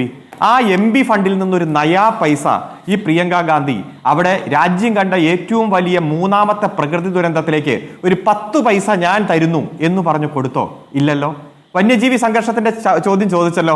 ആ വന്യജീവി സംഘർഷവുമായി ബന്ധപ്പെട്ടുകൊണ്ട് ഏതെങ്കിലും തരത്തിൽ പ്രിയങ്ക ഗാന്ധി ഇന്ത്യയുടെ പാർലമെന്റിൽ ഒരു പ്രമേയം കൊണ്ടുവരികയോ അതുമായി ബന്ധപ്പെട്ടുകൊണ്ട് ഒരു സമരത്തിന് നേതൃത്വം കൊടുക്കുകയോ ചെയ്തിട്ടുണ്ടോ? പിന്നെ അങ്ങ് ചോദിച്ചല്ലോ, അങ്ങ് പ്രഖ്യാപിച്ച് കൊല്ലാമല്ലോ. അതിനൊക്കെ നിയമപ്രകാരമുള്ള മാനദണ്ഡപ്രകാരമേ പോകാവൂ. ഒരു 6 അംഗ കമ്മിറ്റി ഉണ്ടാക്കി ആ കമ്മിറ്റി ശുപ്രജീവിയായിട്ട് പ്രഖ്യാപിച്ച് മയക്കുവെടി വെച്ച് പിടിക്കാമോ എന്നൊക്കെ നോക്കിയിട്ടാണ്. പിന്നെ ആദിവാസി വിഭാഗത്തിൽപ്പെട്ടവരെ ചോദിച്ചല്ലോ. അവിടെ മുത്തങ്ങയിൽ വെടിവെപ്പ് നടന്നതും അവിടുത്തെ ആദിവാസി വിഭാഗത്തിൽപ്പെട്ടവരെ ക്രൂരമായിട്ട് വേട്ടയാടിയതുമെല്ലാം UDFന്റെ ഭരണകാലത്താണ്. അവർക്ക് ഭൂമി കൊടുത്തതും അവരെ പുനരധിവസിപ്പിച്ചതും അവരുടെ പ്രശ്നങ്ങളെ ഓരോന്നായി അഡ്രസ് ചെയ്യുന്നതും നടക്കുന്ന ആദിവാസി ഭൂസമരം അപ്പൊ മുത്തങ്ങ പറഞ്ഞിട്ട് കാര്യമില്ലല്ലോ. നിലമ്പൂരിൽ എന്നല്ല, ഈ കേരളത്തിൽ ആകമാനം SC/ST വിഭാഗത്തിൽപ്പെട്ടവരുടെയും ഷെഡ്യൂൾഡ് ട്രൈബ് വിഭാഗത്തിൽപ്പെട്ടവരുടെയും എല്ലാ വിഷയങ്ങളെയും അഡ്രസ്സ് ചെയ്തുകൊണ്ട് തന്നെയാണ് ഇടതുപക്ഷ ജനാധിപത്യ മുന്നണി സർക്കാർ പോകുന്നത്. അതിലൊന്നും ഒരു പ്രശ്നമില്ല. അവിടെ ജനങ്ങൾക്ക് ഒരു പരാതിയില്ല. രണ്ട് രാഷ്ട്രീയ വിഷയങ്ങൾ ഈ തെരഞ്ഞെടുപ്പൊക്കെ അല്ല, അനുവദിച്ച ഭൂമി കൃത്യമായിട്ട് കൊടുത്തിട്ടുണ്ട്. മറ്റെന്തെങ്കിലും രാഷ്ട്രീയ വിഷയം ഉണ്ടെങ്കിൽ അത് ചർച്ച ചെയ്യാം. 2 രാഷ്ട്രീയ വിഷയങ്ങൾ ഈ തെരഞ്ഞെടുപ്പ് പ്രചരണം തുടങ്ങിയതിന് ശേഷം ഉയർന്നു വന്നു. ഒന്ന്, കേരളം വിദേശ സഹായം പ്രകൃതി ദുരന്ത സമയത്ത് പോലും ആവശ്യപ്പെട്ടപ്പോൾ അത് തരാതെ ഇപ്പം മഹാരാഷ്ട്രയ്ക്ക് കൊടുത്തു. ഇവിടെ 2 പ്രതിനിധി ഉണ്ടല്ലോ. BJP പ്രതിനിധിയോ കോൺഗ്രസ് UDF പ്രതിനിധിയോ അല്ലെങ്കിൽ UDFന്റെ നേതാക്കന്മാരോ ഒരക്ഷരം ഉരിയാടിയോ? അങ്ങ് ഒരു ചോദ്യം ചോദിച്ചല്ലോ. ഈ പ്രളയകാലത്ത് ദുരന്തത്തിൽ അനുഭവപ്പെട്ടവരുടെ കടം എഴുതി തള്ളാൻ സെക്ഷൻ 13 ഡിസാസ്റ്റർ മാനേജ്മെന്റിൽ ഒരു വകുപ്പുണ്ടായിരുന്നു. ജൂലൈ മാസം 30-ാം തീയതിയാണ് ചൂരൽമലയിലും മുണ്ടക്കയിലും പ്രകൃതി ദുരന്തം ഉണ്ടായത്. അതിങ്ങനെ ചോദിച്ച് 8 മാസം കഴിഞ്ഞപ്പോൾ ആ കടം എഴുതി തള്ളാൻ പറ്റാഞ്ഞിട്ട് ആ വകുപ്പ് എടുത്ത് കളഞ്ഞിരിക്കുകയാണ് കേന്ദ്രത്തിലെ BJP സർക്കാർ. BJP അതിൽ മിണ്ടില്ല. താങ്കൾ ചോദിച്ചു, മിണ്ടിയില്ല. പക്ഷെ കോൺഗ്രസ് ഒരഭിപ്രായം ആ വിഷയത്തിൽ പറഞ്ഞോ? പ്രകൃതി ദുരന്തത്തിൽ അനുഭവപ്പെട്ടവരുടെ പോലും, ഇത്ര ദുരന്തം അനുഭവിക്കുന്നവരുടെ ഒരു കടം എഴുതി തള്ളാൻ പോലും തയ്യാറാകാത്ത തരത്തിൽ കേന്ദ്ര ഗവൺമെന്റ് നയസമീപനം സ്വീകരിക്കുമ്പോൾ അതിൽ പ്രതിഷേധിച്ചൊരു വാക്ക് പറയാൻ പോലും UDF തയ്യാറായിട്ടില്ല. അതുകൊണ്ട് ഈ രാഷ്ട്രീയ വിഷയങ്ങളെല്ലാം കൃത്യമായി ഇവിടെ ചർച്ചാ വിഷയമാണ്. ഓരോ വീടാന്തരം കയറിയിറങ്ങി തന്നെ ഈ രാഷ്ട്രീയ വിഷയമാണ് ചർച്ച. ആ രാഷ്ട്രീയ വിഷയത്തിൽ ജനങ്ങൾ ആൻസർ ചെയ്യും. ആൻസർ ചെയ്യുമ്പോൾ ഏറ്റവും ഉജ്ജ്വലമായി ഇടതുപക്ഷത്തിന്റെ സ്ഥാനാർത്ഥി വൻ ഭൂരിപക്ഷത്തോടെ വിജയിച്ച് കേരളത്തിന്റെ നിയമസഭയിലേക്ക് വരും. ഈ രാഷ്ട്രീയ വിഷയങ്ങൾ ചർച്ചയാക്കാതിരിക്കാൻ വേണ്ടിയിട്ടാണ് അവർ മറ്റു പല വിവാദങ്ങളിലേക്ക് പോകുന്നത്. ആ വിവാദങ്ങളെല്ലാം ഒറ്റ രാത്രി കൊണ്ട് പൊട്ടിപ്പൊളിഞ്ഞു പോകുന്നത് നാം കാണുകയാണ്. നാം കണ്ടു, അവരുടെ നേതാക്കന്മാർ പോലും ഏറ്റെടുക്കാത്ത തരത്തിലേക്ക് ആ വിവാദങ്ങൾ പോവുകയാണ്. ഇവിടെ വിവാദങ്ങളല്ല, ഇനിയുള്ള 3-4 ദിവസം കൂടി രാഷ്ട്രീയപരമായിട്ടുള്ള ചർച്ചകൾ നടക്കട്ടെ, സംവാദങ്ങൾ നടക്കട്ടെ. ഞങ്ങൾക്കും അതിനാണ് താല്പര്യം. അങ്ങനെ ആ രാഷ്ട്രീയ വിഷയങ്ങൾ ചർച്ച ചെയ്യുമ്പോൾ ഇടതുപക്ഷത്തിന്റെ ആധികാരികമായിട്ടുള്ള വിജയം ഉണ്ടാകും. ശിവമുരൻ, ചുരുക്കി പറയണം, ഇന്നിപ്പോൾ 7 ചോദ്യങ്ങളൊക്കെ പ്രതിപക്ഷ നേതാവ് എത്തുമ്പോൾ ഈ ചോദ്യങ്ങളൊക്കെ തെരഞ്ഞെടുപ്പ് പ്രഖ്യാപിക്കപ്പെട്ട ഘട്ടം മുതൽ ചോദിക്കേണ്ട ചോദ്യങ്ങളാണ്. അപ്പോൾ മറ്റു വിഷയങ്ങളിൽ ഈ പറയുന്ന ജമാഅത്തെ വിഷയം ആര് എടുത്തിട്ടാലും അതിമേൽ കുരുങ്ങി അതിന് മറുപടി, അതിന് വീണ്ടും മറുപടി, ഈ രൂപത്തിൽ പോവുകയായിരുന്നു. അപ്പോൾ യഥാർത്ഥ വിഷയങ്ങളിൽ നിന്ന് ആരൊക്കെയാണ് പിന്മാറിയത്? ഞങ്ങൾ ആദ്യം മുതൽ ഈ ചോദ്യങ്ങൾ ഉന്നയിച്ചുകൊണ്ട് തന്നെ സ്മൃതി ചാനൽ ചർച്ചകളും ഈ പറയുന്ന കാര്യങ്ങൾ മാത്രമല്ലല്ലോ, അടിത്തട്ടിൽ നടക്കുന്ന കുടുംബയോഗങ്ങളിൽ ഇതൊക്കെ വളരെ കൃത്യമായി ജനങ്ങളെ ബോധ്യപ്പെടുത്തിയാണ് ഞങ്ങളുടെ പ്രചരണം മുന്നോട്ട് പോകുന്നത്. ഇനിയിപ്പോ പ്രളയത്തിന് പ്രിയങ്ക ഗാന്ധി എന്ത് ചെയ്തു എന്നാണ് ഇദ്ദേഹം ചോദിക്കുന്നത്. ഞാനൊന്ന് ചോദിച്ചോട്ടെ, ഈ കഴിഞ്ഞ ദിവസമല്ലേ 1 വർഷം മുൻപ് വരെ നമ്മൾ സഹതാപത്തോടെ നോക്കിയ ആ പ്രളയത്തിലെ ദുരന്ത ബാധിതരായ മനുഷ്യർ കൽപ്പറ്റ കളക്ടറേറ്റിന്റെ മുൻപിൽ സമരം നടത്തിയത്? അവരുടെ വാടക ഇപ്പൊ കൊടുക്കുന്നുണ്ടോ? അവർക്ക് ചെലവിന് കൊടുക്കാമെന്ന് പറഞ്ഞ 300 റുപ്യക്ക് കൊടുക്കുന്നുണ്ടോ? ആ 10-15 അതൊക്കെ ദിവസം കൃത്യമായി കൊടുക്കുന്നുണ്ട്. അവരുടെ വിഷ്വൽസ് റീൽസ് ഒരു MP ഫണ്ടിൽ നിന്ന് നയാ പൈസ കൊടുക്കാത്തതിന് ഒരു ന്യായീകരണമുണ്ടോ മിസ്റ്റർ?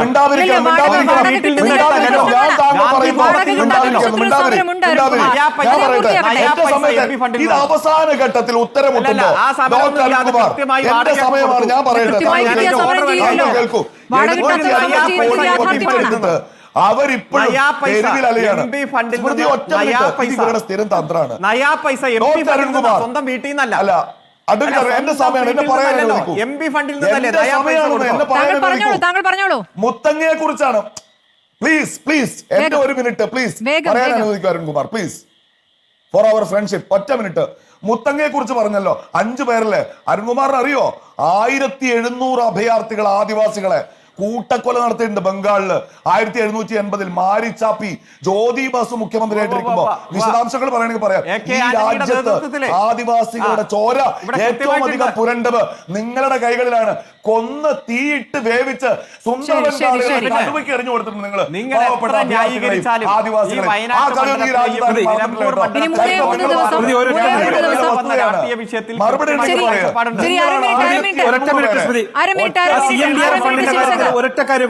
ഒരൊറ്റ കാര്യം കൂടി മനസ്സിലാക്കണം.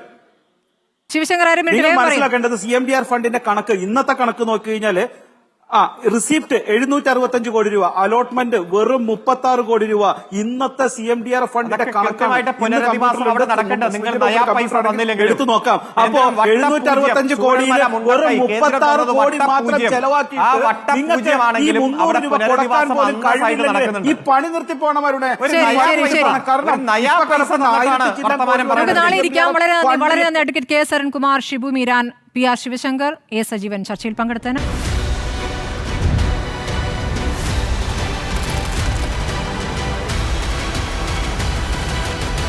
ഡിബേറ്റ് വിത്ത് സ്മൃതി പരുത്തിക്കാട്.